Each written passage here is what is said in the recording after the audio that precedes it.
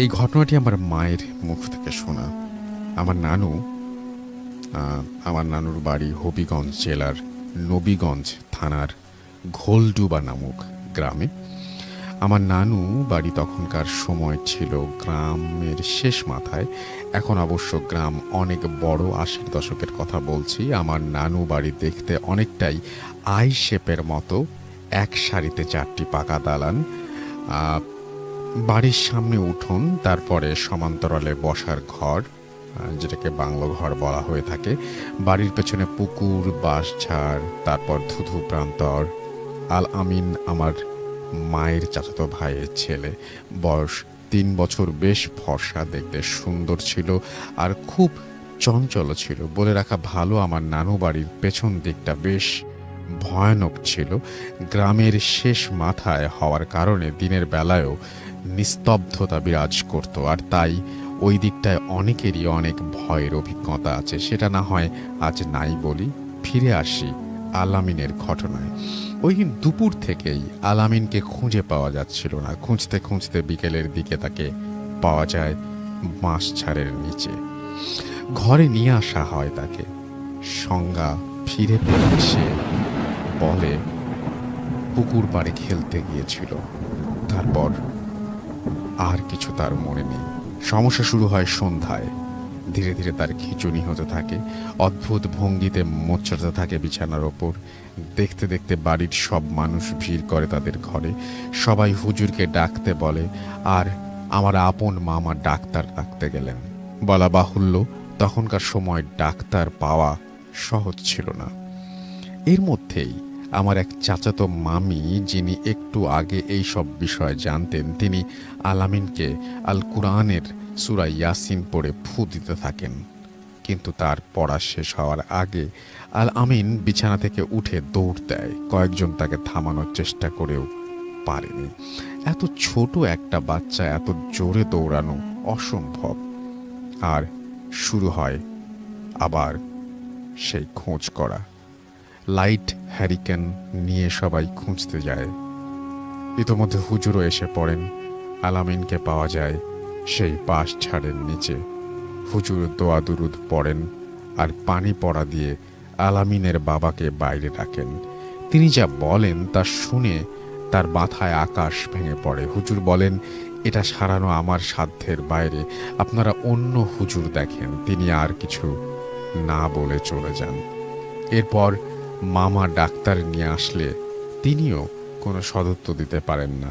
তিনি তাকে সিলেট মেডিকেল নিয়ে যেতে বলেন। সারা বাড়ি স্তব্ধ, শুধু আলামিনের অদ্ভুত কণ্ঠের আর্তনাদ। ২-৩ জন লোক মিলে বিছানায় ধরে রাখতে বেগ পেতে হচ্ছে একটা বাচ্চা ছেলেকে। মামিরা কোরআন পাঠ করতে থাকেন।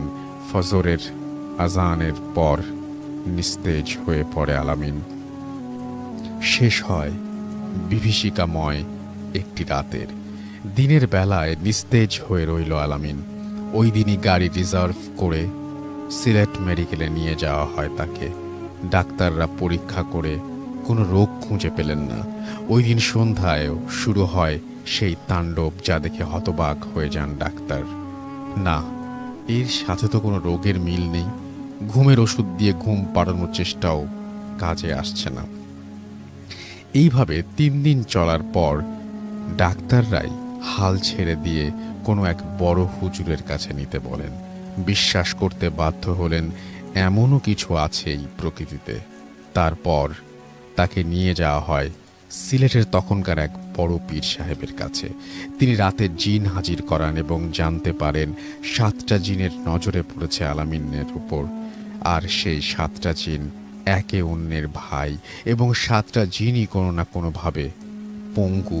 কারো এক হাত নেই, কারো এক পা, কেউ অন্ধ, কেউ বধির। তাই তারা একসাথে থাকে, আর থাকে ওই পুকুর পাড়ের বাঁশঝাড়ে। তাদের পিছু ছাড়ারও খুব কঠিন কাজ হবে, কারণ তারা পঙ্গু হওয়ায় খুব রাগী এবং গোয়ার টাইপের ছিল। পীর সাহেব নিজেও অপারগতা স্বীকার করেন আর বলেন এর সমাধান করতে হবে ওই বাড়িতেই। তিনি এক তান্ত্রিকের সন্ধান দেন। সেই তান্ত্রিকের বাড়ি একদিনের পথ। আলামিন আর বাবা আর আমার আপন মামা যান তান্ত্রিককে আনতে। সব ঘটনা শুনে তান্ত্রিক প্রথমে আসতে চায় না, পরে অনেক কাকুতি মিনতি করে আর অনেক টাকার লোভ দেখিয়ে তাকে রাজি করানো হয়। তান্ত্রিক এসে উপস্থিত হয় বাড়িতে। তান্ত্রিক বাড়িতে এসে বলে 3 দিন ভর দুপুর আলামিনকে ঝাড়াতে হবে। যদি তা করা যায় তবে সে সুস্থ হবে, আর তা না হলে কি হবে সে নিজেও জানে না। তান্ত্রিক ছিল 3 জন, তান্ত্রিক, তান্ত্রিকের বউ আর তার এক শাগরেদ। পরের দিন দুপুর হবার আগেই শুরু হয় আয়োজন। তান্ত্রিক বাড়ির সবাইকে এক বাড়িতে জড়ো করে, সেই বাড়িতে ধুলো পড়া দিয়ে বন্ধ করে দেয়। সবাই বারান্দায় দাঁড়িয়ে দেখতে থাকে। আমার মা, নানু, মামারা সবাই ছিলেন সেখানে। তান্ত্রিক উঠোনের মাঝখানে একটা গোল দাগ দিয়ে তার ভেতর আমিন ও তার বাবাকে বসালো।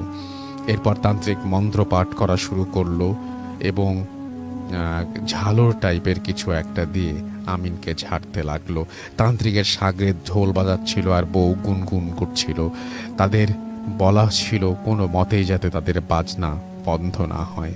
তান্ত্রিক মন্ত্র শুরু করার পর থেকেই বাড়ির পেছনে ঝড় বয়ে যেতে থাকে। শোঁ শোঁ শব্দ, বজ্রপাতের মতো আওয়াজে কেঁপে উঠতে থাকে পুরো বাড়ি। এক সময় শেষ হয় প্রথম দিনের কাজ। এভাবে দ্বিতীয় দিন পার হয়। সমস্যা বেঁধে যায় দ্বিতীয় দিন রাতে। ওঝা রাতে স্বপ্ন দেখে 7টা কালো অবয়বকে একসাথে বলছে কালকে ঝাড়া শুরু না করতে, কারণ সে শেষ করতে পারবে না।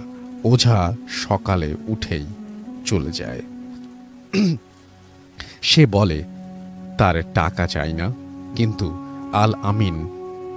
আলামিনের মায়ের কাকুতি মিনতিতে সে রাজি হয়, কারণ আলামিনের 2 দিনেই বেশ সুস্থ হয়ে ওঠে, হাঁটতে খেতে শুরু করে। তৃতীয় দিন সেই বাড়ি বন্ধ, উঠানে গোল সার্কেল, মাঝখানে আলামিন, বাবা আর তান্ত্রিক 3 জন। তান্ত্রিক বলে দেয় আজ যাই ঘটে যাক না কেন ঢোল আর গুনগুন যেন বন্ধ না হয়। তান্ত্রিক মন্ত্রপাঠ করা শুরু করলে সেই তীব্র বাতাস শুরু হয়। বজ্রপাতের শব্দে কেঁপে ওঠে পুরো বাড়ি। তান্ত্রিক 3 জন আর আলামিনের বাবা যা দেখে বাড়ির বারান্দায় থাকা লোকেরা দেখতে পায়নি। তারা দেখে পুরো বাঁশঝাড় দুভাগে ভাগ হয়ে মাটিতে লেগে গেল। কেউ যেন প্রচণ্ড শক্তিতে দুদিকের বাঁশঝাড়কে মাটিতে লাগিয়ে ফেলল। দেখে ভয়ে স্তব্ধ হয়ে গেল ঢোল গুনগুন বাজানো হাত। ওঝা জোরে জোরে মন্ত্র পাঠ করতে লাগলো, কিছুতেই কিছু হলো না। সবাই দেখলো কোনো এক অদৃশ্য শক্তি আল আমিনকে মাটি থেকে তুলে নিল শূন্যতে, তারপর তাকে ভাঁজ করে আছাড় মেরে ফেললো মাটিতে। চারিদিক চুপচাপ। পড়ে রইল আলামিনের নিথর দেহ। না, প্রাণহীন নয়, বেঁচে রইল আলামিন। আর 27টি বছর।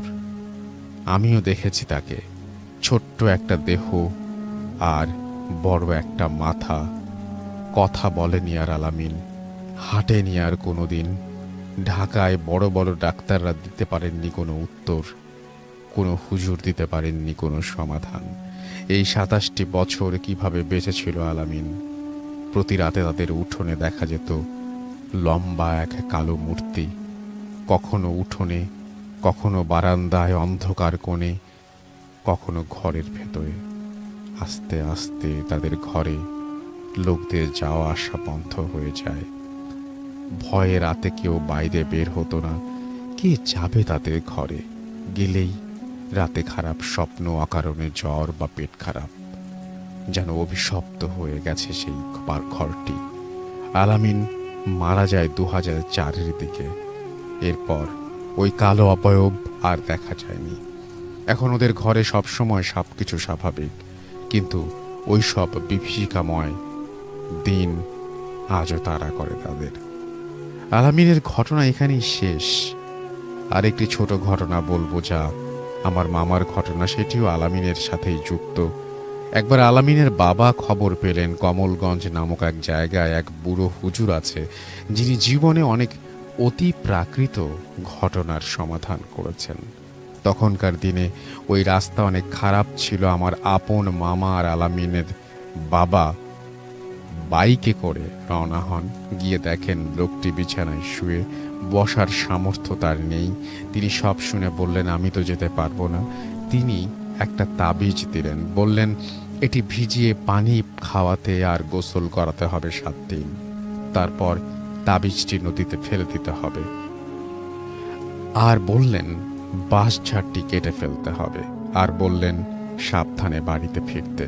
আমার মামা বাইক চালাবে শুনে তিনি একটা তাবিজ দিয়ে বললেন এটা জিহ্বার নিচে নিয়ে বাড়ি যেতে। আলামিনকে তাবিজ ভিজিয়ে পানি খাইয়ে সেই তাবিজ মুখ থেকে ফেলতে হবে।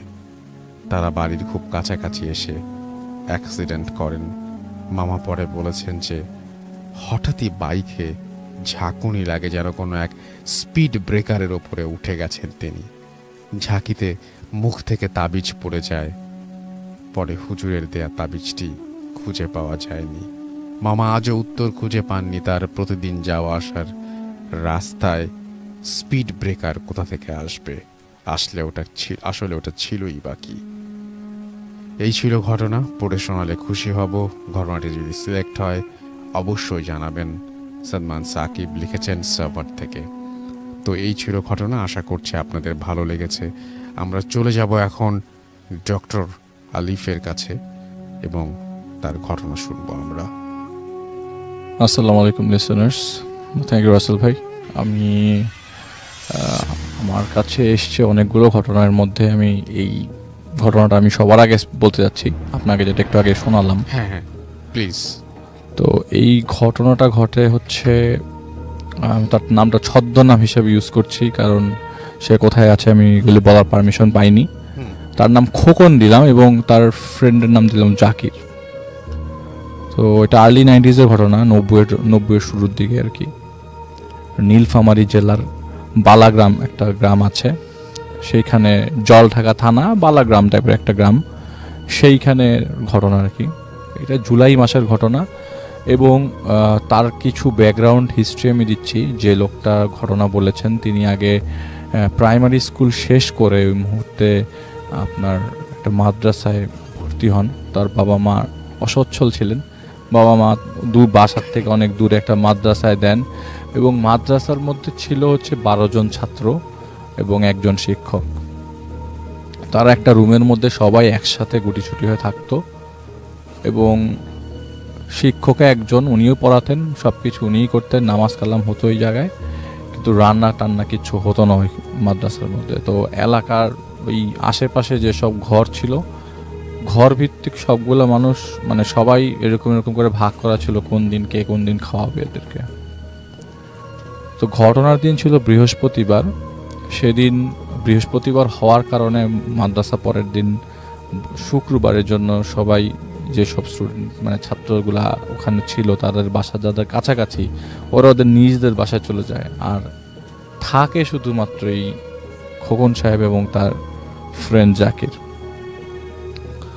ওই সময় তারা থেকে যায় বাসায় এবং ওই মাদ্রাসায় থেকে যায় এবং মাদ্রাসায় ওই দিন মানে বৃহস্পতিবার ওই দিন এশার নামাজ শেষ করে হুজুর তার নিজের বাড়িতে চলে যায় এবং যাওয়ার আগে বলে যায় যে যেহেতু আমি চলে যাচ্ছি, তোমরা যদি কেউ নক টক করে তোমরা দরজা খুলো না, আর পরিচয় না নিয়ে দরজা খুলবা না। কারণ অনেকেই দেখা যায় যে এশার নামাজের পরে এসে রাত্রেবেলা এখানে থাকতে চায়, ঘুমাতে চায়, অনেকেই আছে তাদের থাকার জায়গা নাই, এরকম অনেকেই আপত্তি করে আর কি।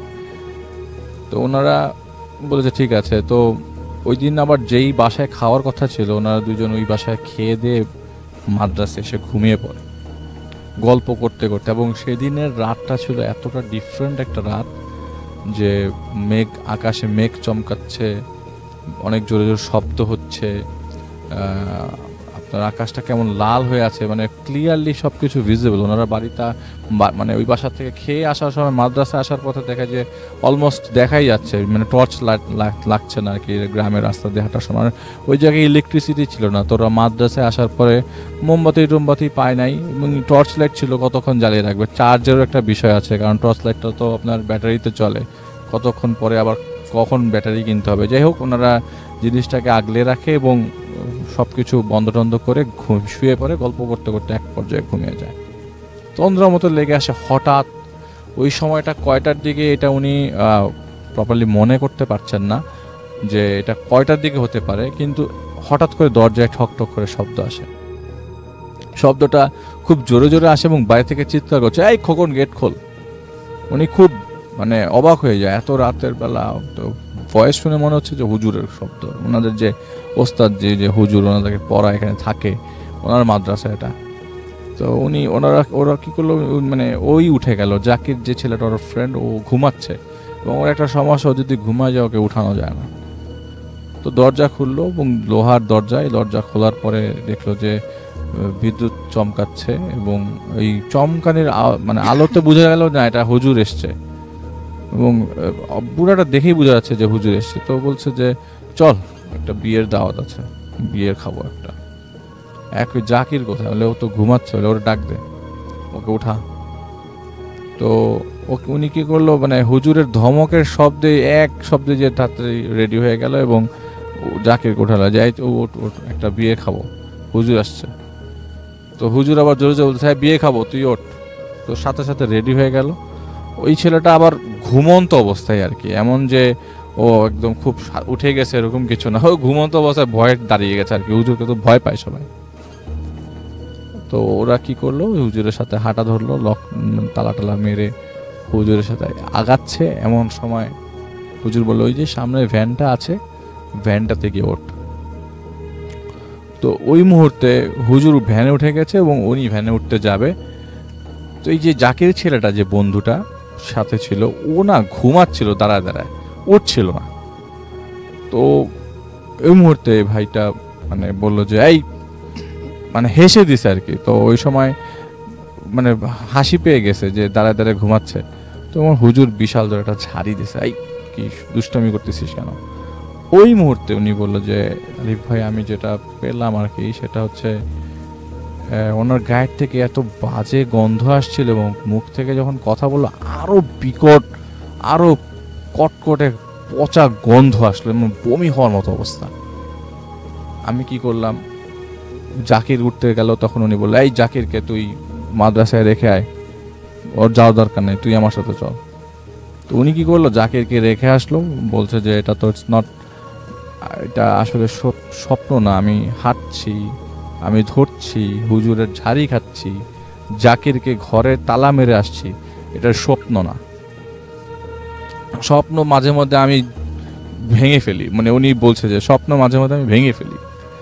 তো যাই হোক, উনি হুজুরের সাথে ভ্যানে ওঠে এবং ভ্যানে ওঠার পরেই হুজুর গায়ের থেকে এরকম বাজে গন্ধ আসছিল।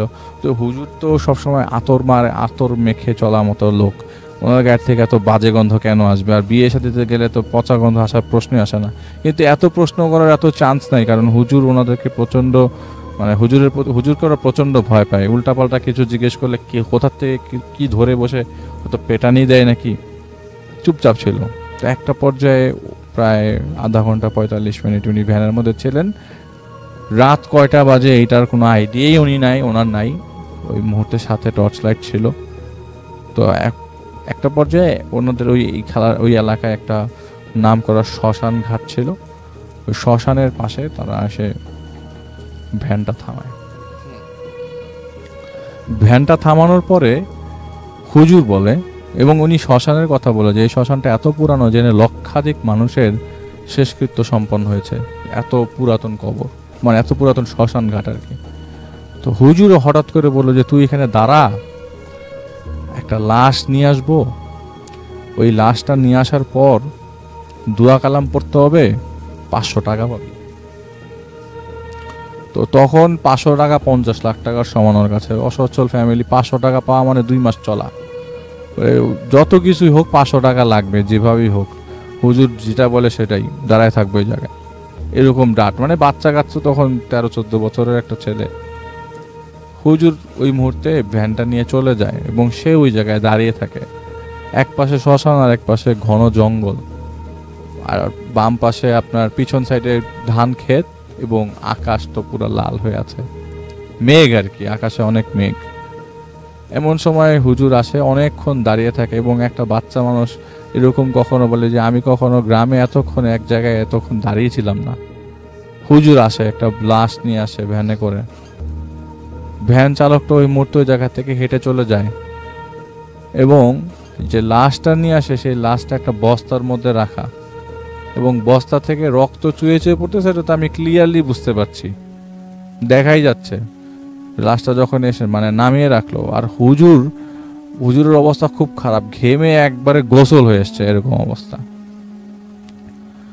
তো হুজুর বলল যে তুই সূরা ইয়াসিন পড়া শুরু কর। তো উনি বলছেন যে আমি সূরা ইয়াসিন পড়বো, আমি তো কায়দাই পড়তে পারি না, সূরা ইয়াসিন কিভাবে পড়বো? ওখানে তখন মাদ্রাসা মাত্র 2-3 মাস হয়, কায়দায় ঠিক মতো পড়তে পারি না, সূরা ইয়াসিন তো আমি জানি না, পড়তে পারি না। হুজুরকে এই কথা বলার আগে ইনি চিন্তা করলো যে ওই দিন আবার সকালবেলা, যেদিন ঘটনা সেদিন সকালবেলা আবার ও কায়দায় একটা ভুল করেছে। তো হুজুর ওই দিন ওদেরকে খুব বেদ দিয়ে পিটিয়েছিল। হুজুর তো জানে আমি কায়দা পড়তে পারি না, তাহলে আমি কোথার থেকে কি পড়বো? আর যেটা তো বলেছে হুজুর যে এটার সব কাজ দাফন করতে হবে। হুজুর দেখি লাশ খুলে আমাকে, মানে লাশটার হচ্ছে এরকম অবস্থা যে মাথা আছে সব কিছুই, কিন্তু চোখটা হচ্ছে বুকের মধ্যে লাশটা খোলার পরে, দাড়ি টাড়ি আছে, লাশটা অনেক লম্বা। হঠাৎ করে উনি বললো যে এখন যেটা হচ্ছে এটা, আর ওই হুজুরটা ওই সময় বলছে যে সূরা ইয়াসিন পড়, তোর খবর আছে। এমন সময় হুজুরের কাছ থেকে অনেক মানে বাজেভাবে হাসার শব্দ আসতে থাকলো। উনি কি করলো, ওই হুজুরের সামনেই বিসমিল্লাহির রহমানির রহিম পড়লো। এটার সাথে সাথেই ওই লাশের আকৃতিটা চেঞ্জ হয়ে গেল এবং উনি বুঝতে পারলো যে এত ছোট হয়ে যাওয়ার কারণ কি। দেখলো যে এটা ওনার ফ্রেন্ডের লাশ, এটা যেই ফ্রেন্ডকে মাদ্রাসায় রেখে আসলো সেই ফ্রেন্ডের লাশ, জাকিরের লাশ। হুজুর বলছে যে এইটাই আজকে বিয়ের খাওয়া, এইটাই খাবো, তুই সূরা ইয়াসিন পড়, এটা পড়লে আরো সুবিধা আমার খেতে। হঠাৎ করে হুজুরের শেপ চেঞ্জ হয়ে গেল। শেপ চেঞ্জ হয়ে যাওয়ার পর হুজুর হয়ে গেল, হুজুরটার আসলে বেশ ধারণ করেছিল, কুকুর হয়ে গেল এবং অনেক বড় কুকুর হয়ে গেল। উনি ওই লাশটা চাটা শুরু করলো। এমন সময় ঘেউ ঘেউ করতে করতে পেছন থেকে আরো কতগুলা কুকুর আসলো এবং উনি ছিটকে চলে গেল 100 ফিট দূরে এবং উনি বিসমিল্লাহির রহমানির রহিমই পড়ছে, আর কিছু পড়ছে না। তো হঠাৎ করে একটা কুকুর এসে অনেকগুলো, ওই যে কয়টা কুকুর আসলো ওরা কি করলো, ওই লাশটার চারিপাশে থাকলো, মানে ওই লাশটাকে শুকছে বা চাচ্ছে এরকম কিছু একটা, দূর থেকে প্রপারলি দেখা যাচ্ছে না। হঠাৎ করে দৌড়ে একটা কুকুর এসে ওনার পায়ে কামড় দিল। পায়ে কামড় দেওয়ার পর উনি ওই বিসমিল্লাহির রহমানি পড়তে পড়তে একটু সামনে দৌড়াতে একটা মন্দির পেল, মন্দির ভেতরে ঢুকে গেল। কিন্তু তখন ওই কুকুররা তার পেছা ছাড়ে নেয়, তাকে তাড়া করতে করতে মন্দির ভেতরে কুকুর সহ ঢুকে যায়।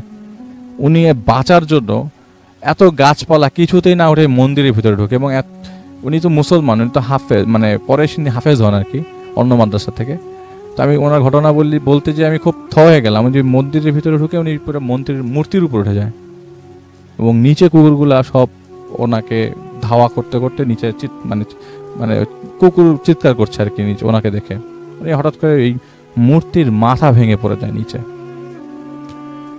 আসল ভাই উনি ওনার জ্ঞান নাই, উনি আর জ্ঞান ফিরাতে পারেন নাই এবং বলেছে যে আমি হঠাৎ করে ঘুমিয়ে যাই, আমার আর কিছু মনে নাই। ঘুম ভাঙার পরে দেখি যে আমি আমার হাত পা ঠিক মতো নাড়াতে পারছি না, আমার চারিপাশে মানে সারা শরীরে ক্ষত বিক্ষত। আমার মা আমাকে কান্না করছে, মাকে জিজ্ঞেস করলাম তোমরা আমাকে কিভাবে পেলে, তোমরা কোথা থেকে আসলা? কালকে রাতে আমি যা ফেস করছি তো আমি তোমাকে বলতে পারবো না জাকিরের কি অবস্থা। তোর মা কান্না করতে করতে বলে যে জাকির তো মারা গেছে বাবা। বলে তোমরা কিভাবে খবর পেলা? বলে যে আমাকে তো খবর দিয়ে নিয়ে আসছে, আসলে গতকালকে তোমাদেরকে। তাহলে কাহিনী কি? বলে যে জাকিরকে মৃত অবস্থায় মাদ্রাসার পাশে পাওয়া গেছে এবং তোমাকে পাওয়া গেছে একটা শ্মশান ঘাটের কাছে। বলে কিভাবে? বলে যে ওখানে রাতের বেলা একজন মানে একদল লোক এসে মানে একটা ডেড বডি পোড়াতে এসেছিল, তখন দেখে তুমি পড়ে আছো ওই জায়গায়, ওখান থেকে তোমাকে নিয়ে এসে এবং মাইকিং করে অ্যানাউন্স করে হুজুর যখন খুঁজতে আসে তোমাদেরকে তখন তাকে পাওয়া যায়। তো প্রথমে ভাবা হচ্ছিল যে হুজুর হয়তো বা ওকে জাকিরকে মেরে ওই জায়গায় রেখে ওকে মারধর করে শ্মশানের কাছে ফেলে রাখে। পরবর্তী সময় জিনিসটা ভুল ভাঙে যে না, আসলে হুজুর এরকম কিছুই করে নাই, এটা সামহাও কোনো জিন দ্বারা ঘটিত ঘটনা। এবং আপনি জানেন যে জিন তো শেপ শিফট করতে পারে, তো এই জিনই এটা করেছে এবং ওইখানে আশেপাশে মোটামুটি সবাইকেই টার্গেট করেছিল, সব স্টুডেন্টদেরকে। পরবর্তী সময়ে কারো কোনো ক্ষতি হয় নাই, কিন্তু লাস্ট মোমেন্টের রাসেল ভাই যে হুজুরটা ছিল ওই মাদ্রাসা চালাতো, আসলে টার্গেটটা উনি ছিলেন, ওই হুজুরটা মারা যান একটা রোড অ্যাক্সিডেন্টে। এটা ছিল প্রথম ঘটনা। Thank you so much. প্রথম ঘটনার জন্য অনেক অনেক ধন্যবাদ। আমরা তার পরের ঘটনা যাব, এবং পরে যে আরও দুটো ঘটনা আছে তার মধ্যে একটা শুনেছি আমি, আরেকটা শুনিনি। দেখা যাক সেই দুটো ঘটনা কেমন হয়। তবে তার আগে আমি যেটা করব সেটা হচ্ছে, আজকে আপনারা যারা লিখছেন আমাদেরকে, তাদের কিছু কমেন্ট আমি পড়ে শোনাতে চাই। এবং আমাদের এখানে অনেকেই লিখছেন, দেখতে পাচ্ছি। আমাদের সাথে আছেন ফাহিম FM জেড, তিনি লিখছেন লাইট নিভিয়ে তিনি শুনছেন এই মুহূর্তে আমাদেরকে। আমাদের সাথে আছেন দেখতে পাচ্ছি আর অনেকেই এরকম লাইট নিভিয়ে শুনছেন। সামিমুর ইসলাম শাকিল আমাদের লিখছেন দারুণ ভয়ের। জিসান আহমেদ আমাদের সাথে আছেন। সাদিয়া আখতার তুলি আমাদের সাথে আছেন। আমাদের সাথে আছেন আরিয়ান সিফাত, এছাড়াও কাজী সাব্বির আমাদের সাথে আছেন। আমাদের সাথে কাজী সাব্বির ছাড়াও আছেন AI দীপ মাহমুদ, আর জহসিব আমাদের সাথে আছেন। সাবির হাবিব অনন্য আমাদের সাথে আছেন। সিফাত ইসলাম আছেন। MD সালে আমাদের সাথে আছেন। নাহিদ আহমেদ আমাদের সাথে আছেন। শামিমুল ইসলাম শাকিল আমাদের সাথে আছেন। আমাদের সাথে আছেন জামিউল ইসলাম জীবন। MD আতিকুর রহমান আতিক আমাদের সাথে আছেন। পারভেজ হুসাইন আছেন আমাদের সঙ্গে আছেন দেখতে পাচ্ছি হৃদয় হরণ। এছাড়াও আছেন আমাদের সঙ্গে HI রকি, মোহাম্মদ রুবেল ইসলাম আমাদের সাথে আছেন। প্রিন্স যুবরাজ আছেন জামিউল ইসলাম জীবন আছেন। শামিউল ইসলাম শাকিল, নাহিদ আহমেদ, সুদীপ ঘোষ খুলনা থেকে আমাদের সাথে আছেন দেখতে পাচ্ছি। সৈকত মিষ্টি আমাদের সাথে আছেন। ইমন খান হৃদয়, এছাড়াও MD নাদির উদ্দিন সামিদুল আমাদের সাথে আছেন দেখতে পাচ্ছি। রুমন হাওলাদার আছেন আমাদের সঙ্গে দেখতে পাচ্ছি। SK রকিব সহ আরও অনেকে। থ্যাংক ইউ ভেরি মাচ যারা আমাদের সঙ্গে আছেন এবং পুরোটা সময় আমাদের সঙ্গে থাকবেন। আমাদের আরও দারুণ দারুণ সব ঘটনা রয়েছে। আমাদের অতিথিরা আজকে এখানে উপস্থিত আছেন, দে আর ভেরি স্পেশাল।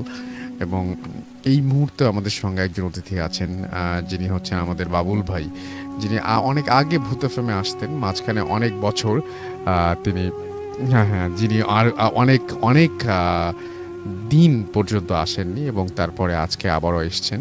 তার কাছেও আমরা যাব এবং তার ঘটনা আমরা শুনে আসব। তবে তার আগে যেটা করব, ছোট্ট একটা বিরতিতে আমাদের যেতে হবে এবং বিরতির পরে আবারও ফিরে আসবো। সেই পর্যন্ত আমাদের সঙ্গে থাকুন। Stay tuned for radio Foorti FM and do ফুর্তি FM. The night comes alive. বিশ্বাস করা না করাটা আপনার ব্যাপার।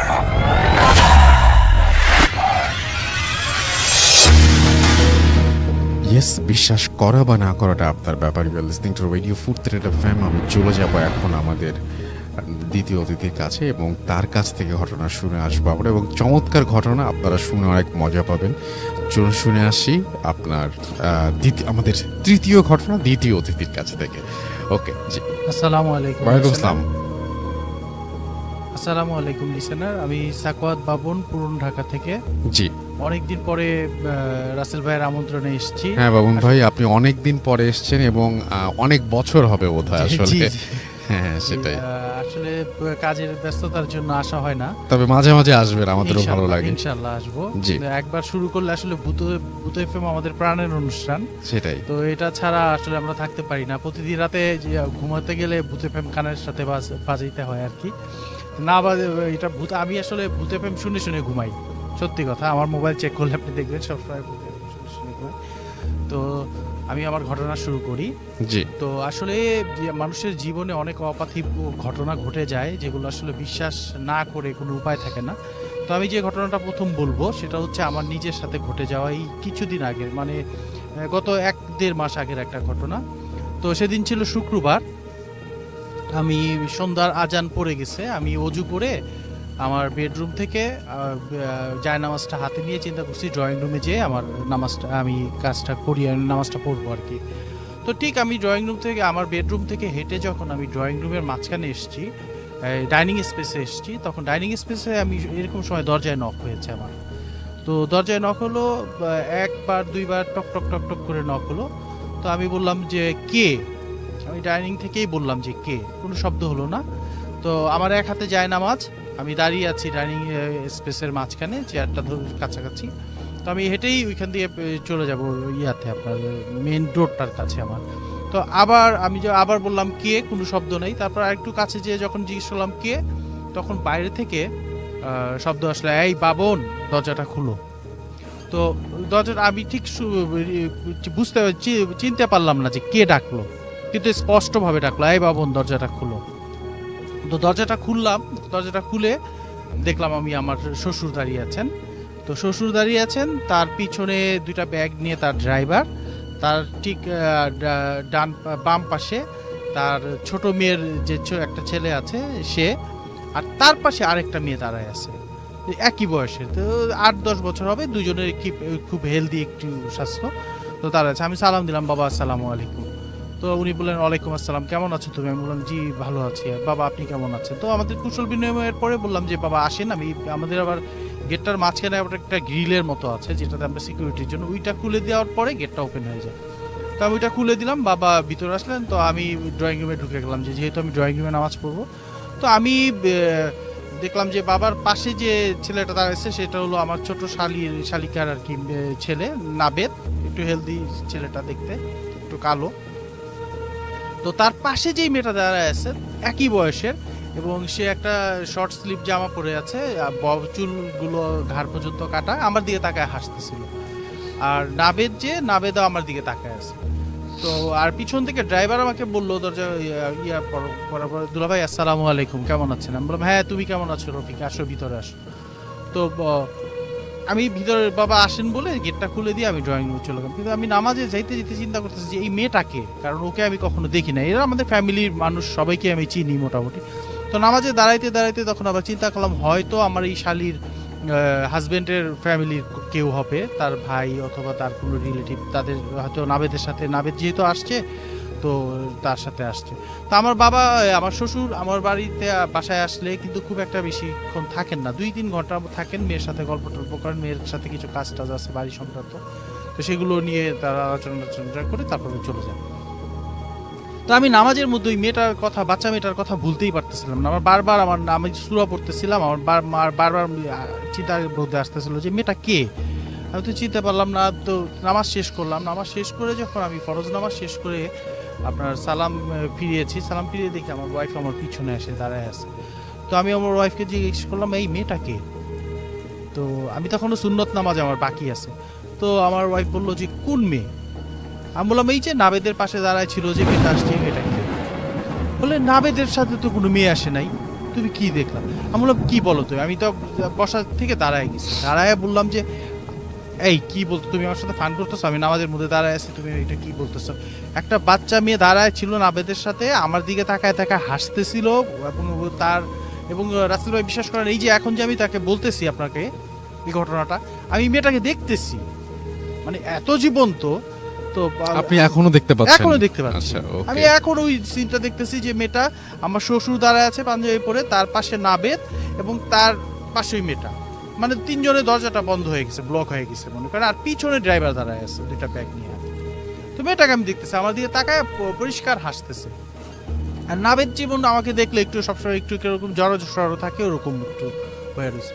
তো মেয়েটা আবার চেহারার দিকে তাকায় হাসতেছে। আমি বললাম যে কি বলতেছো তুমি? আমি দেখলাম যে মেয়েটা নাবেদের সাথে দাঁড়ায় ছিল, এবং মেয়েটা কে?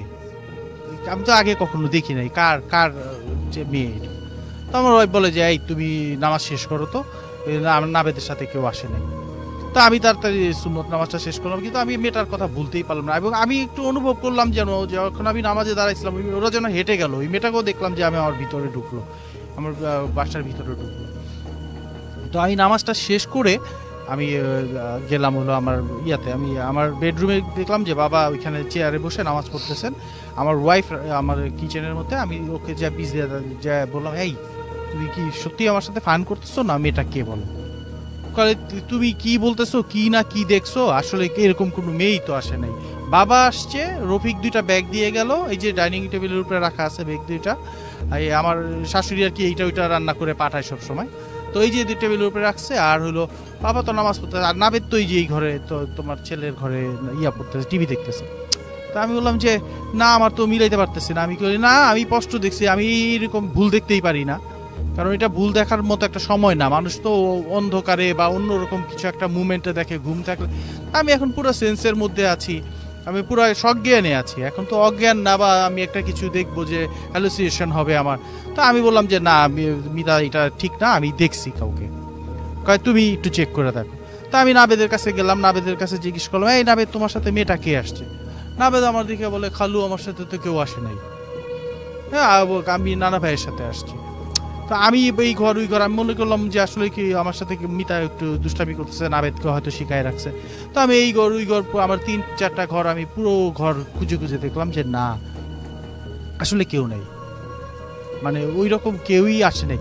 তাহলে আমি কাকে দেখলাম আসলে? তো আমার মনের ভিতরে আসলে যেই জিনিসটা জাগলো যে আমি এরকম জলজ্যান্ত একটা মেয়েকে দেখলাম আমার চোখের সামনে, দরজা খুলে আমার দিকে তাকা হাসতেছে। আমি তার সাথে সাথে আমার আবার ইয়াতে চলে গেছি, দরজাতে চলে গেলাম। তো দরজাতে খুলে গিয়ে আমি গেটটা খুললাম, গেটটা খুলে দেখলাম যে সিঁড়ি দেখা যাচ্ছে, বাইরের বারান্দায় লাইট জ্বলতে, সিঁড়ি স্পেসে যে লাইট জ্বলতেছে, উপরে যাওয়ার নিচে যাওয়ার সিঁড়িগুলো দেখা যাচ্ছে। তো আমি আসলে পুরো ব্যাপারটাই যেন একটা ওই যে যতক্ষণ আমার শ্বশুর ছিলেন ওনাকেই শুধু আমি জিজ্ঞেস করি নাই বাবা আপনার সাথে কে ছিলেন, কারণ হয়তো উনি আবার অন্য কিছু ভাববেন। তো আমি আমার ওয়াইফ তারা চলে যাওয়ার পরে আমি তাকে বললাম যে মিতা না এটা আসলে আমি কাউকে দেখছি। আমি কিন্তু এরপরে রাসেল ভাই ঘটনাটা আপনাকে আর কি আমি যে এত জীবন্ত ছিল যে আমি কিন্তু রেকর্ড করে আপনাকে পাঠিয়েছিলাম, যার জন্য আপনি আবার ফোন করেন যে সাকাত ভাই আসেন এখানে এসে একটু আসলে ঘটনাটা বলেন। তো এখানে আসলে কি, তো আমাদের যেই বাড়িটা আছে, আমি যেই বাড়িটার মধ্যে থাকি বাড়িটা হলো 7তলা বাড়ি। তো এই 7তলা বাড়িতে যে সিঁড়িটা আছে, সিঁড়িটার মধ্যে কিছু কিছু ঘটনা ঘটে আর কি, যেগুলো যেমন আমার 7তলাতে আমি বাগান করি। তো দেখা যায় যে ফ্রাইডে এবং আপনার ওই স্যাটারডেতে আমি বাসায় থাকি যখন, তো আমি ছাদে যাই কাজ করি, মানে সকালবেলা ছাদে যাই গাছগুলোর পরিচর্যা করি, অনেক গাছগুলো সবজি বাগান আছে আমার ওখানে। তো হঠাৎ করে একদিন আমি এই ঘটনাটা ওইটার সাথে রিলেটেড মনে হয় যে ওই ঘটনাটা কয়েকদিন আগে আমি ছাদে বসে কাজ করতেছি সকালবেলা। তা আমার একটা বিড়াল আছে, বিড়ালটা আমার সাথে 7তলায় যায়, ও একদম ছাদে যেয়ে আমি যে কাজ করি ও পাশে বসে থাকে। আমি রাসেল ভাই আপনাকে ছবি দেখাবো যে হঠাৎ করে একদিন ও আমার সাথে গেছে, আমি সকালবেলা কাজ করতেছিলাম, মাটি করে সারটার দেওয়ার করতেছিলাম, প্রস্তুতি নিচ্ছিলাম, বিড়ালটাকে দেখলাম ঘর ঘর ঘর ঘর ঘর ঘর করে শব্দ করলো। এই জিনিসটা আমি আমার ফেসবুকে শেয়ার করছিলাম। তো আমার সাথে মোবাইল আছে, আমি হঠাৎ করে কাজ ফেলে বিড়ালের দিকে তাকাইলাম, দেখলাম যে ও আমার গাছের নিচে বসে আছে, আমার মরিচ গাছ আছে, বোম্বাই মরিচ গাছের নিচে, এবং সে মানে কিরকম অ্যাবনর্মাল অ্যাটিটিউড করতেছে, মানে ওর ঘর ঘর ঘর যেমন বিড়াল। তো আমি আবার দেখলাম যে ওদের একটা দিকে তাকায় আমার ঠিক পিছনে, আমার পিছনটার দিকে তাকায় ওরকম গড় গড় শব্দ করতেছে। তো আমি আমার পিছনে তাকাইলাম। তো রাসেল ভাই আমার একটা অনুভূতি হলো কি যে আমার চুলগুলো খাড়ায় গেল, আমার সারা শরীরের মধ্যে কেমন একটা অনুভূতি হলো, মনে হলো যে ও একটা কিছু দেখতেছে বিড়ালটা। তারপরে ওইখানে বসে কিছু মানে এরকম অ্যাবনর্মাল আচরণ শুরু করলো যে আমার ভয় লেগে গেছে। আমি ঠিক একদম অনুভব করলাম যে আমার পাশে কেউ একজন আছে, বা আমার পিছনে, ঠিক আমার পিছনে আছে, এবং সে মুভ করতেছে, বিড়ালটাও তার মাথাটা ঘুরাইতেছে, মানে বিড়ালটা একদিকে তাকায় এরকম করতেছে না, বিড়ালটা ঘুরতেছে। অথচ আমার পিছনের দেয়ালটা একদম পুরো একটা দেয়াল, আর তার পিছনে খালি স্পেস, মানে 7তলার উপরে যা হয় আর কি, বাইরের টোটাল খোলা স্পেসগুলো। ভর দুপুরবেলা মানে সকালবেলা, মানে 11টা বাজে এরকম। তো এরকম সময় বিড়ালটা যে অ্যাটেন্ড করলো, আমি পিছনে দাঁড়ায় আমি কিন্তু কি করলাম, আমার মোবাইলটা অন করে তারপর আমি দেখলাম, আমি একটু সূরা পড়লাম, বললাম যে তোমরা আমার পিছনে যেই হও না কেন, যেই থাকো না কেন, বিড়ালটা কিন্তু দেখছে। এবং আমি কিন্তু সূরা পড়তেছি, আমি সূরা ইখলাস পড়লাম, পরে নিজেকে ফু দিলাম। তো এই ঘটনাটা তো আছেই, এরকম একটা অভিজ্ঞতা হলো। তার আরেকটা ঘটনা হলো যে রাতেবেলা প্রায় আমাদের বাসায় একটা বিড়াল আসে, কিন্তু সাদা বিড়াল। আমি আপনাকে বলছি যে আমার একটা ফ্ল্যাটে ঢুকে যায়, ওই ভাবিটার ঘটনা বলেছি।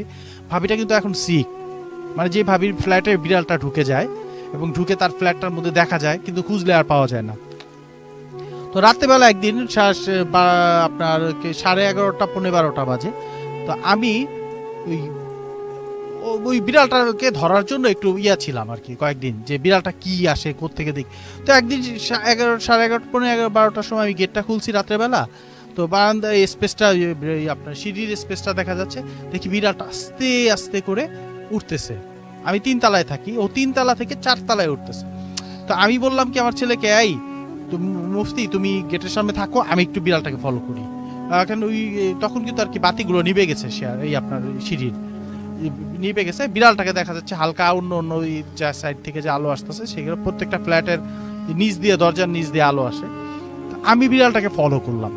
আমি বিড়ালটাকে ফলো করতে করতে ও এমন ভাবে উঠতেছে, আমি জুতাটা স্যান্ডেল ছেড়ে মানে খালি পায়ে উঠতেছি যাতে শব্দ না হয়, যে আমি দেখবো বিড়ালটা কোথায় যায়। তো উঠতে উঠতে একদম সে বিড়ালটা উঠলো, আমিও উঠতেছি। বিড়ালটা ঘুরে আমি আস্তে আস্তে ওর পিছনে খুব একটা মানে একটা সিঁড়ি গ্যাপ রেখে উঠতেছি আর কি, যে ও এক সিঁড়ি টার্ন নেয়, আমি এক সিঁড়ি উঠি। এরকম করে উঠতে উঠতে উঠতে উঠতে ও করলো কি, আমার যে একদম ছাদের যে টপ যেটা মানে যেটা ট্যাঙ্কি থাকে ছাদের একদম টপ ফ্লোর যেটা, ওই ফ্লোরে ওই সিঁড়িটার কাছে গেল। ওই সিঁড়িটার মধ্যে করে একটা টার্ন নিতে হয়, টার্ন নিলে ওই সিঁড়িটা দেখা যায়, যে ওরপর আর কিছু নাই, গেট তালা দেওয়া। তো আমি ওই পর্যন্ত গেলাম, বিড়ালটা ওইখানে যে নাই হয়ে গেল। মানে ঠিক ওই মানে আমি ঘুরলেই বিড়ালটাকে দেখবো, এরপরে কিন্তু কোনো জায়গা নাই যে বিড়ালটা চলে যাবে, চলে যাওয়ার মতো কোনো অবস্থা নেই।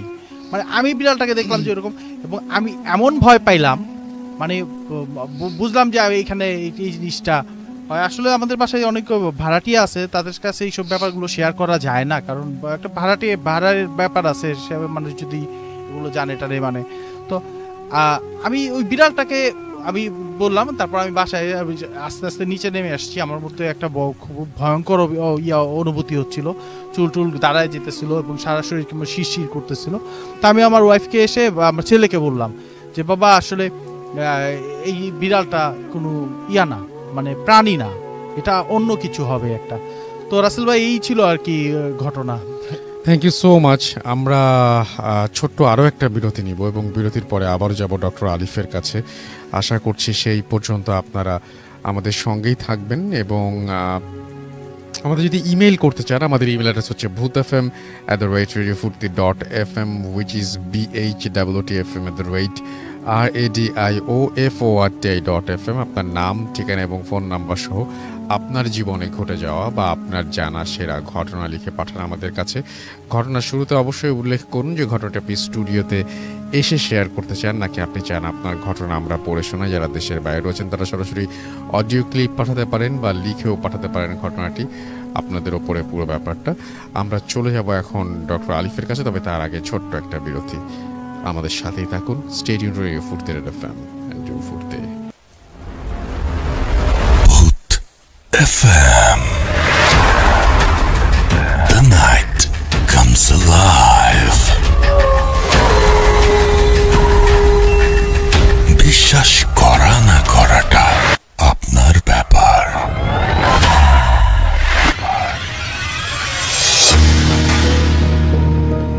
Welcome back. শুনছেন রেডিও ফুর্তি এফএম, আমি রাস্তেল আছি সাথে, এবং চলছে ভূত এফএম। আমাদের সঙ্গে আছেন আমাদের আজকের অতিথিরা।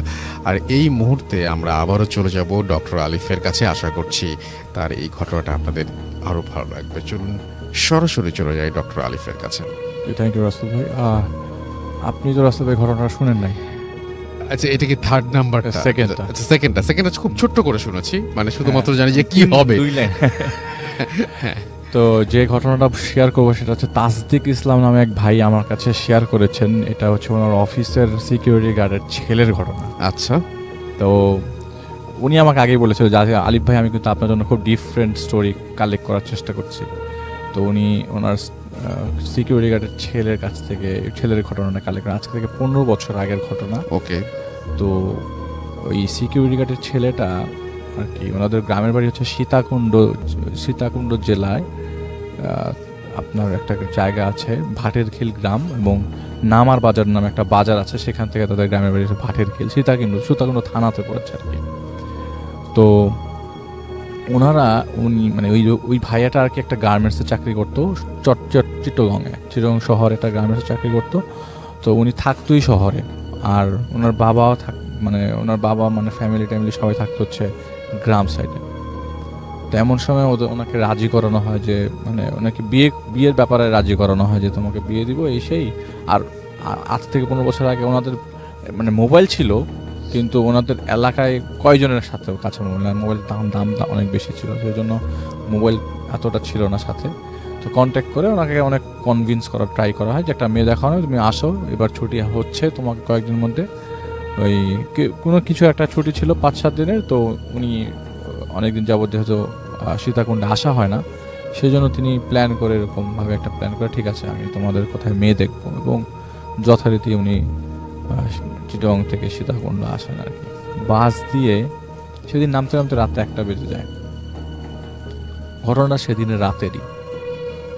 তো বাস থেকে নামার পর উনি ওই নামার বাজারে ওয়েট করছে। তো ওনার ভাষায় আমি একটু বলি যে আমি ওয়েট করছিলাম, ওয়েট করতে করতে রাত 1টার বেশি বেজে যায়, ঘড়িতে দেখে রাত 1টার বেশি বাজে, এবং চারিপাশটা তেমন অন্ধকার না, কিছু আলো আছে, উপর আকাশের পূর্ণিমা মানে কমপ্লিট চাঁদের আলো চাঁদের আলো সব কিছু ক্লিয়ার দেখা যাচ্ছে। তো নামার বাজার থেকে আমার বাড়ি হচ্ছে অ্যাটলিস্ট 3 থেকে 4 কিলোমিটার দূরে। আর যেহেতু আমি একটা বিয়ের প্ল্যানিংয়েও আছে, তো আমার bag tag luggage shopping topping করা, এই ব্যাগটাও এত ভারী ছিল যে আমি হেঁটে আমার বাড়ি যেতে পারবো না, আর এটাকে টানাও একটা ব্যাপার মানে মুশকিল। আর ওই মুহূর্তে ওই জায়গাতে কোনো ধরনের সিএনজি বা রিক্সা কিছুই ছিল না, এবং নর্মালি ওই জায়গায় আমি যখন নামি তখন কখনো পাওয়া যায়, কিন্তু আজ আমি কেন জানি কিছুই দেখছি না। একটা পর্যায়ে দূর থেকে একটা মানে নিচে হারিকেন টাইপের একটা ভ্যান, তো ওই ভ্যানটা আপনি কিভাবে চিন্তা করেন, আমাদের এলাকার ভ্যানটা হচ্ছে এরকম যে ভ্যানের উপরে আবার সিট দেওয়া, বসা যায় আর কি, একটু নিচু ভ্যান, উঠে বসা যায় একসাথে, 2টা রো, ওই লেগুনার মতো 2টা রো, এবং এখানে অ্যাটলিস্ট 3 জন করে বসতে পারে, 3-4 জন করে বসতে পারে। তো উনি দেখলেন যে হারিকেন জ্বালানো অবস্থায় একটা ভ্যান তার দিকে আসছে, সামনে আসে, এবং জিজ্ঞেস করি যে আমি কি ব্যাপার, এই ভ্যানটা আমার দিকে কেন আসছে, এবং ভ্যানটার পিছনে একটা জিনিস রাখা, সাদা কিছু টাইপের, দূর থেকে মনে হচ্ছিল। কাছে আসার পর জিজ্ঞেস করলাম, মানে কাছে আসার পর আমি ক্লিয়ার হলাম, ভ্যানটা একটা কাফনে কাপড় মোড়ানো লাশ নিয়ে আমার সামনে আসছে। আমি খুব হতভম্ব হয়ে যাই, আমার এসব জিনিস ভয় লাগে না, আমি এত ভয়ের মানুষ না, আমি এগুলিতে ভয় পাই না। লাশ আসছে তো কী হয়েছে, কিন্তু আমি দাঁড়িয়ে আছি যে আমি কিছু পেলে সাথে যাব, কিন্তু এর সাথে আমি যাব না। কিন্তু ওই মুহূর্তে লোকটা আমাকে জিজ্ঞেস করে, আসলে আমি কিন্তু তার ভাষায় বলছি আর কি, লোকটা আমাকে জিজ্ঞেস করে যে আপনি কি কোথায় যাবেন, চলেন আপনাকে আগাই দিই।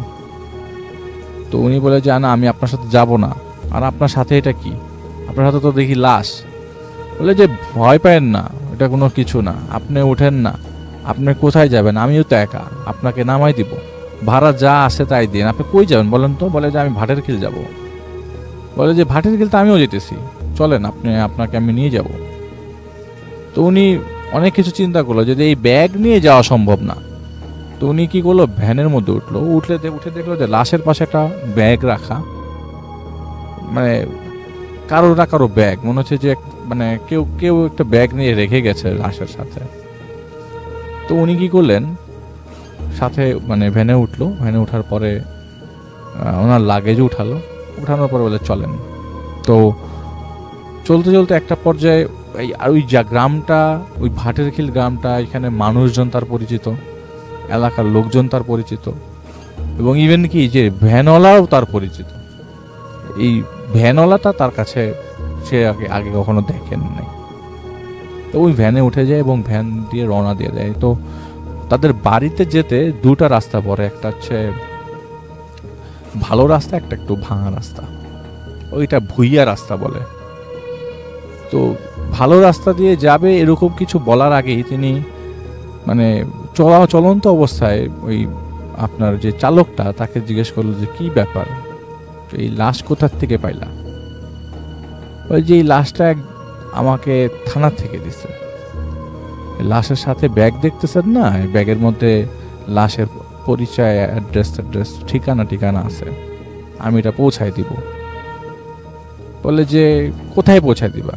বলে যে আপনাদের এলাকায় যাবে, আপনি টেনশন করেন না, আপনি চলেন, আপনি ভয়টাই পায়েন না। বললে ভয় পাওয়ার কোনো বিষয় না, কিন্তু কথা হইতেছে একটা লাশের সাথে যাইতেছি, আমার তো মানে এরকম অভিজ্ঞতা আগে কখনো হয় নাই। তো উনি আসলে ভয় কাটানোর জন্য এবং কোনো কিছু যাতে তাকে অ্যাটাক না করে এই জন্যই সে কনভারসেশন চালিয়ে যাচ্ছিল ওই ভ্যানওয়ালার সাথে।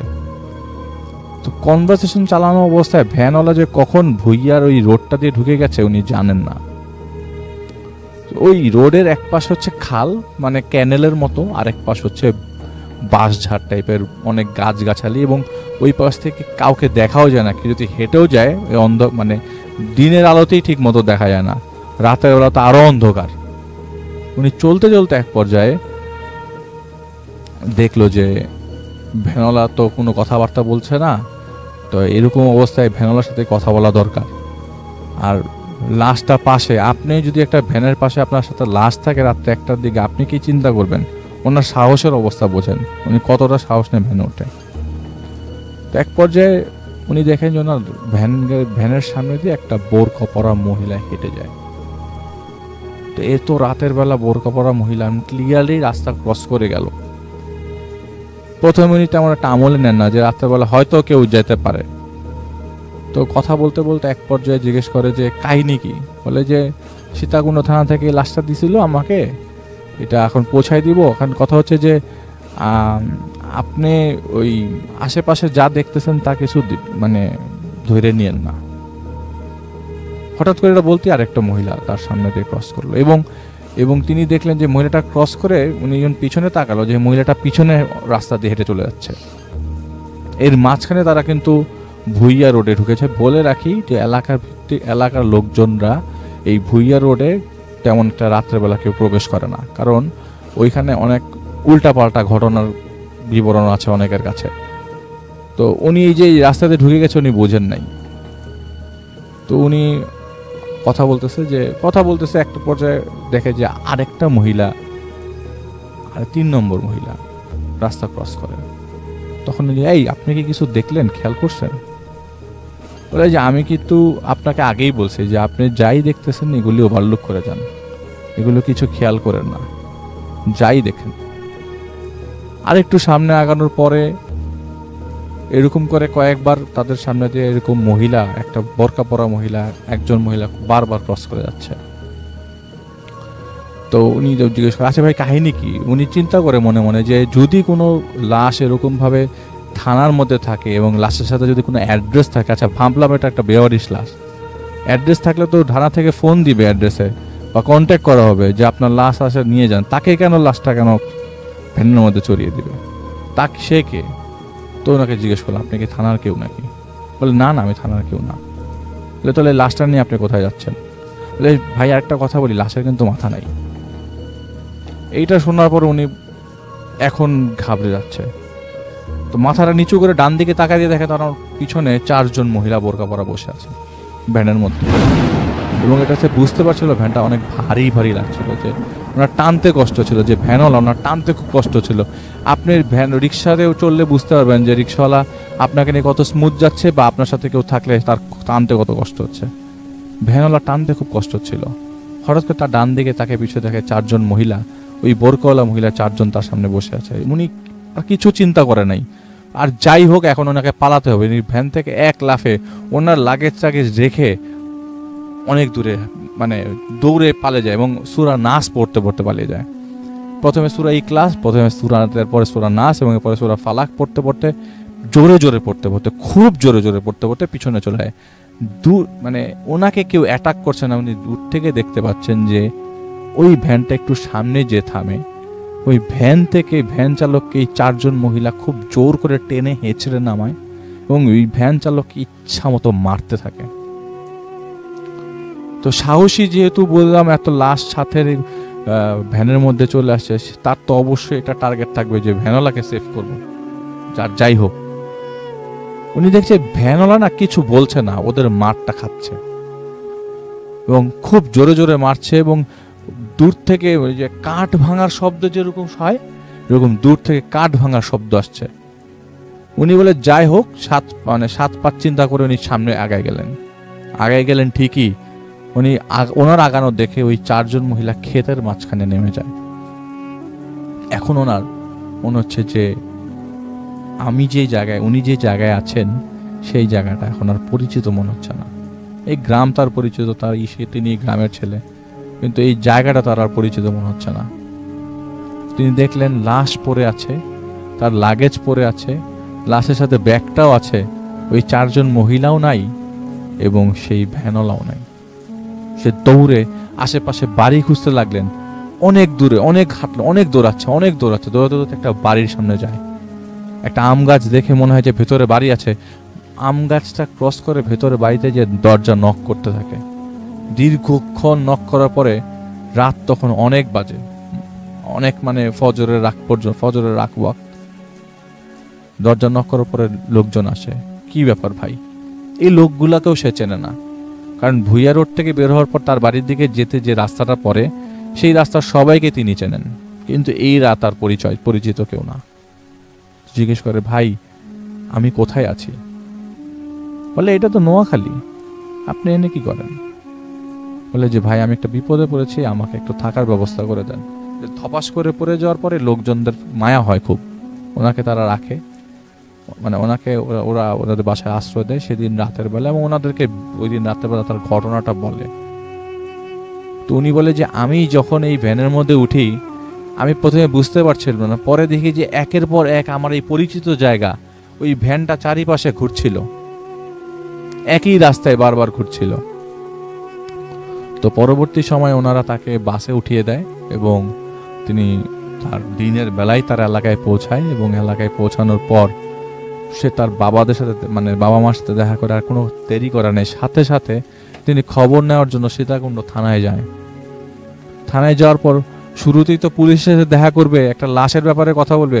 উনি কি করে, আশেপাশের লোকজনদেরকে জিজ্ঞেস করে এরকম কি লাশ আগে আসছিল কিনা।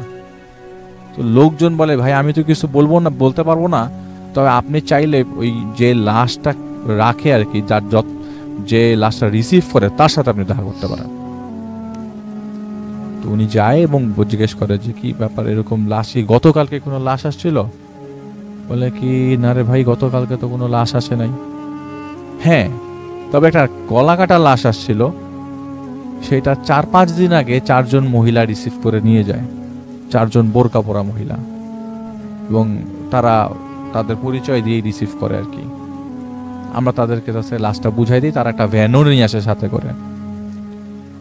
পরবর্তী সময় তিনি গ্রামে চলে আসেন এবং এই জিনিসটা তিনি কাউকে আর শেয়ার করেন না। জিনিস বলে যে, আমি আজকে খুব ভয় পেয়েছি, আমার সাথে খুব বাজে ঘটনা ঘটছে, কিন্তু পুরো ডিটেলসে কাউকে শেয়ার করে না তিনি। পরবর্তী সময় বিয়ে শাদী হয়, বিয়ে শাদীর পর অনেক পরে একজন হুজুরের সাথে তিনি দেখা করতে যান এই ঘটনার ব্যাপারে জানার জন্য, যে তার লাইফের ঘটনা কি হুজুর বলতে পারবে কিনা। তখন হুজুরকে জিজ্ঞেস করে যে, আমি ওই দিন রাতে যা দেখেছিলাম তার আলোচনা করবা, সেটা দেখে আপনি কি আপনার রায় দেন, বা আপনার কি মনে হয়, আমি কি, মানে উনি আসলে মেন্টালি সিক হয়ে গিয়েছিল, বিয়ের পরে ফ্যামিলিগত প্রবলেম দেখা দিচ্ছিল কিছুদিন পর পর। তো উনি এরকম হুজুরকে দেখান যে ওনার লাইফে যে ঘটে গেছিল ঘটনাটা কি ওনার মানে পার্সোনাল জীবনেও এফেক্ট পড়ছে কিনা। পরে হুজুর বলে, আসলে আপনি চিন্তা করেন না, এসব জিনিসগুলো চলে যাবে, আপনি পানিটা খেয়েন। আর আপনাকে আমি একটু ক্লিয়ার করে বলি, আপনি যে ঘটনার আগে ফেস করেছিলেন সেইটা 4 জন জিন, আসলে ওই জিনটা ওই ডেড বডিটা নিয়ে একটা বাজে কাজ করার প্ল্যান করছিল, আর যেই লোকটা ভ্যান চালাচ্ছিল সেটা জিন দ্বারা মানে পজেসড ছিল আর কি, আসর করেছিল জিনরা। পরবর্তী সময় রাসেল ভাই ওই ভ্যানওয়ালাকে কিন্তু উনি এলাকায় পায় এবং ভ্যানওয়ালাকে দেখতে পায়, কিন্তু ভ্যানওয়ালাকে নর্মাল অবস্থায় পায় না, পাগল অবস্থায় পায়। ওনাকে রাস্তায় দেখতে, মানে ওনারা এলাকায় কিন্তু ওই ভ্যানওয়ালাকে দেখতে পায়, দেখেছিল, কিন্তু পাগল অবস্থায়। এটা ছিল রাসেল ভাই সেকেন্ড ঘটনা আমার লাইফে ঘটে যায়। আমার কাছে মনে হয় যে প্রথম ঘটনা যেহেতু, সেকেন্ড ঘটনাটা বেশি ইন্টারেস্টিং এবং থার্ডটাও আশা করছি অনেক ইন্টারেস্টিং হবে। তো আমরা যেটা করব সেটা হচ্ছে, কিছু আমাদের কাছে অনেকেই অনেক কিছু জানতে চাচ্ছেন, অনেকে অনেক কিছু লিখছেন, আমি একটু পড়তে চাই আপনাদের সেইগুলো, এবং আশা করছি যে এগুলো আপনাদের এখনো পর্যন্ত যে ঘটনাগুলো হচ্ছে সেগুলো ভালো লাগছে। এবং আমি যদি রেডিও ফুর্তির পেজ একটু চলে যাই, একটু আগে যখন আমি ভূত এফএম পেজ থেকে পড়েছিলাম যেমন, তেমনি যদি রেডিও ফুর্তির পেজ থেকে পড়ি, সোহেল আমাদের সঙ্গে আছেন দেখতে পাচ্ছি অনেকেই। রকিবুল ইমতিয়াজ আমাদের সাথে আছেন, মাহফুজ আমাদের সাথে আছেন আফসানা যুদ্ধি, এছাড়াও আছেন রায়হান হোসেইন আমাদের সাথে আছেন দেখতে পাচ্ছি আরিফ হোসাইন আয়ান, এছাড়াও শরাফ সাগর আমাদের সাথে আছেন, এসপি শিপন হোসাইন আমাদের সাথে আছেন, এমডি সোহাগ হাওলাদার আমাদের সাথে আছেন নিলয়, এম মাহি আমাদের সাথে আছেন আলিসা শেখ, এছাড়াও এমডি জামাল উদ্দিন জীবন আমাদের সঙ্গে আছেন, তানভীর আহমেদ আছেন আমাদের সঙ্গে আছেন এমডি মারুফ বরিশাল থেকে, মোহাম্মদ রাকিব হাসান আমাদের সাথে আছেন নূপুর আক্তার সহ আরও অনেকে। সময় কম, অতিথি অনেক বেশি, সুতরাং আমরা চলে যাব আমাদের পরবর্তী ঘটনায়, এবং আমাদের পরবর্তী যে ঘটনাটি সেটি আবারও আমাদের বাবুন ভাই নিয়ে চলে আসছেন, এবং আমি তার সাথে সরাসরি চলে যাচ্ছি এবং আশা করছি এই ঘটনাটা আপনাদের ভালো লাগবে। জি, হ্যালো লিসেনার, আসসালামু আলাইকুম। ধন্যবাদ রাসেল ভাই আবার আমন্ত্রণ জানানোর জন্য। তো আজকে এখন ঘটনাটা আমি শেয়ার করব, সেটা হচ্ছে আমার এক বন্ধুর ফ্যামিলির সাথে ঘটে যাওয়া, তো ওর আম্মুর সাথে। তো ঘটনাটা শুনে আমার কাছে একটু অন্যরকম লেগেছে, কারণ যে আসলে অনেক কিছু জিনিসগুলো আছে, এরকম কিছু জিনিসগুলো আছে যেগুলো আমরা আসলে নিজের সাথে না ঘটলে আমরা বুঝতে পারি না, ঠিক? তো আমার এই বন্ধু আমাকে যে ঘটনাটা বলছে, যে ও জানতো যে আমি ভূত এফএমে আসি, এবং এই ধর আগেও অনেক ঘটনা শেয়ার করেছি আমি ভূত এফএমে। তো আমাকে একদিন কথা প্রসঙ্গে বলল যে আমাদের বাসায় আসিস, তোর সাথে একটা ঘটনা শেয়ার করব এবং তোর ভাল লাগবে মনে হয়, তুই কারোর সাথে শেয়ার করবি না। বললাম যে আমি যদি ভূত এফএম বলি, না আমি তোকে রিকোয়েস্ট করবো তুই বলিস না, আর যদি এখন তুই বলিস তাহলে আম্মুর পারমিশনটা নিয়ে নিস, যেহেতু ঘটনাটা আম্মুর সাথে এবং আমার ফ্যামিলির সাথে জড়িত। তো আমি বললাম ঠিক আছে। একদিন তো ওর বাসায় গেলাম, বাসায় যাওয়ার পরে ও বললো, খালাম্মাকে সালাম দেওয়ার পরে খালাম্মা ড্রয়িং রুমে বসছে, আমরা তিনজনই বসলাম। তো আমার ওই ফ্যামিলি, ওদের ফ্যামিলিটা হচ্ছে ও এবং ওর এক ছোট বোন, ওর আব্বু আর ওর আম্মু, এই হলো চারজনের ওদের ফ্যামিলি। তো ওরা, আমরা ড্রয়িং রুমে বসে কথা প্রসঙ্গে বললাম যে খালাম্মা আপনার সাথে একটা ঘটনা ঘটছে, এটা একটু যদি বলেন। বলে তখন ওকে, ও ছেলেকে উদ্দেশ্য করে বলে তুই বল, আমি মাঝে মাঝে তোর সাথে যোগ দিব আর কি। তখন ওই ঘটনা বললো যে ঘটনাটা বেশ কিছুদিন আগের, অনেক বছর আগের, প্রায় 20-25 বছর আগের ঘটনা। তো ওই ওর আব্বু হলো আপনার একটা সরকারি কর্মকর্তা, কিন্তু উনি যে পেপারস মিলে আর কি ওনার ইয়াটা পড়ছিল, দায়িত্ব পড়ছে বিভিন্ন। তো চিটাগং এ পেপারস মিল যে আছে ওইখানে উনি ওইখানে ইয়াতে ছিলেন আর কি, জেনারেল ম্যানেজার হিসাবে ওইখানে গেছিলেন। তো ওইখানে ওনার পোস্টিংটা ছিল। তো উনি যখন ওইখানে যান তখন ওর বয়স, আমার বন্ধুর বয়স প্রায় 7-8 বছর বয়স বা এরকম আর কি। তো ক্লাস 3-4 পড়ে। ওর আম্মু তখন প্রেগনেন্ট, এবং প্রেগনেন্সির এরকম একটা সময় স্টেজ, লাস্ট স্টেজটা ছিল আর কি, যে কোনো সময় ডেলিভারিটা হয়ে যেতে পারে আর কি। তো ওরা যখন ওই বাসায় গেল, তো হঠাৎ ওদের বাসায় একটা কাজের মেয়ে আর কি মহিলা ছিলেন, বয়স প্রায় 60-65 বছর বয়স এরকম। তো মহিলা হালকা পাতলা লম্বা গড়নের একজন মহিলা, এবং খুব বিশ্বস্ত, কারণ ওদের ওয়াইড্রফের উপরে ওর বাবার মানি ব্যাগ থাকতো, রান্না বাড়ার মহিলা আসলে কাজের মেয়েদের নিয়ে যে সমস্যাগুলো হয়, যে বিভিন্ন ধরনের সমস্যা হয়, যে চুরি করে বা এইটা করে, ওইটা ধরে, ওইটা নিয়ে যায়। তো ওই মহিলার কাছে ওরা ওই প্রজেক্টে যাওয়ার পরে তো পুরো সংসারটাই খালাম্মা দিয়ে আর কি একদম নির্ভাবনায় থাকতেন, যে কোথাও গেলেও বুয়া তার মতো কাজ করে গর্দর লকটক করে চলে যেতেন। তো এতটাই বিশ্বস্ত ছিলেন। তো একদিন ওই হঠাৎ করেই মহিলা কাজে আসা বন্ধ করে দিল রাসেল ভাই। তো ওনার অবস্থাটা ছিল এরকম যে শরীরটা নিয়ে উনি বেশি মুভ করতে পারেন না, বেশি কাজ করতে পারেন, নোয়া হয়ে ঘর মুছতে পারেন না, বা কিছু ভারী কাজ করতে পারেন না, কোনো কাজই করতে পারেন না। খালাম্মার শরীরটা, খালাম্মা বললো আমাকে যে বাবা আমার শরীরটা তখন এত ভারী হয়ে গেছিল, আমার এই ছেলেটা যে বড় ছেলেটা ওর সময় কিন্তু এরকম আমি হইনি, কিন্তু ওই যে আমার মেয়েটা যখন আমার গর্ভে আসলো এবং লাস্টের দিকে আমি কোনো মুভি করতে পারতাম না। তো একদিন ওই মহিলা বুয়া আপনার প্রায় 6-7 দিন আসতেছে না। তো আমি এর কাছে জিজ্ঞেস করছি, দারোয়ানের কাছে জিজ্ঞেস করছি, তারপর একে দিয়ে কোনোভাবে না একটা কাউকে ম্যানেজ করা যায়। আর বুয়া তো এরকম করেন না সাধারণত, যে না বলে না কয়ে উনি হঠাৎ করে চলে গেছেন। আর বুয়া যেহেতু জানেন আমার শরীরের এই অবস্থা, এবং উনি আমাকে বেশ টেক কেয়ার করতেন, যদিও উনি এসে ছুটা বুয়া হিসাবে কাজ করতেন, কিন্তু উনি সব কিছু গুছাই টুছাই দিয়ে যেতেন এবং আমার সবসময় একটা খেয়াল রাখতেন শরীরে। তো হঠাৎ করে বুয়া না আসায় আমি খুব সমস্যার মধ্যে পড়ে গেলাম। তো আমি প্রায় গ্রিল ধরে বাইরে দাঁড়ায় থাকতাম, নিচে দিয়ে কেউ গেলে আমি তাদেরকে ডাক দিয়ে বলতাম যে আমাকে একটু আসো, কাজ করে দিয়ে যাও। তো এরকম আর কয়দিন। তো একদিন আমি অনেক করে ড্রয়িং রুমে যেয়ে দাঁড়াইছি, ড্রয়িং রুমের মাঝখানে দাঁড়ায় আছি। তো ড্রয়িং রুমে দাঁড়ায় আমার এমন পেটের মধ্যে ব্যথা হলো যে এমন পেইন উঠলো, তো আমার মনে হলো যে পুরো দুনিয়াটা ঘুরে গেছে। আমার ছেলেটা স্কুলে গেছে, আমি বাসার মধ্যে একা, আমার হাজব্যান্ড তখন কাজে গেছেন। তো আমি হঠাৎ করে ড্রয়িং রুমের মধ্যে দাঁড়ানো থেকে কার্পেটের মধ্যে পড়ে গেলাম, মানে বসে পড়লাম আর কি। বসে পড়ে যে শুয়ে পড়ছি আমার আর কোনো সেন্স নাই। তো কিছু অনেকক্ষণ পরে আমি শুনতেছি যে দরজার মধ্যে নক করতেছে, টক টক টক টক করে শব্দ হচ্ছে। তো আমি অনেক বলার চেষ্টা করলাম কে কে কে, কিন্তু তারপরে আমার মুখ দিয়ে কোনো শব্দ বের হচ্ছে না। তারপরে আমি উঠে অনেক কষ্টে আপনার পাশেই ছিল সোফাটাকে ধরে উঠে তারপর যে দরজাটা খুললাম, যে কে, তাকায় দেখি যে বুয়া দাঁড়ায় আছেন, যে খালা। আমি তাকে দেখা মনে হলো, আমার শান্তি লাগলো যে আমার শারীরিক কষ্টটা আমি ভুলে গেলাম, যে আসলে বুয়া আসছেন। আমার পুরো বাড়ির এই 6-7 দিন যে কাপড় চোপড় সব জমে আছে, জিনিসপত্র, মানে একজন যা হয় আর কি। তো বুয়াকে বললাম যে খালা আপনি আসছেন, আসেন। তো খালা ভিতরে আসলো, ভিতরে এসে খালা কি করলেন, ওই দরজা থেকে আমাকে ধরলেন, ধইরা বললেন যে খালা আমি আসলে একটু ব্যস্ত ছিলাম, একটু বিপদে পড়ে গেছিলাম এর জন্য। তো আরেকটা জিনিস এখানে বলার রাসেল ভাই, উনি এই খালাম্মাকে ধরে, মানে যে সোফাতে ডাইনিং এর ড্রয়িং রুমের যে ওদের ডিবেন ছিল, ডিবেনের উপরে নিয়ে বসায় গেল। খালাম্মা বললেন যে আমাকে এমন হালকাভাবে নিয়ে গেলেন যে আমি ওইটুক যাওয়ার পথটার কোনো কষ্ট বোধ করলাম না, মানে মনে হলো যে বাতাসের উপর দিয়ে উঠায় উনি নিয়ে গেলেন। খালাম্মা এগুলো বললে। তো বসার পরে আমি ডিবানে চোখ বন্ধ করে বসলাম। বসার পরে খালা বলতেছে খালা আপনি চিন্তা করেন না, আমি কাজ করে দিচ্ছি সব কিছু, আপনি এখানে রেস্ট নেন। তো আমি চোখ বন্ধ করে আছি, চোখ বন্ধ করে আর কি শুয়ে আছি ডিবানের মধ্যে হেলান দিয়ে।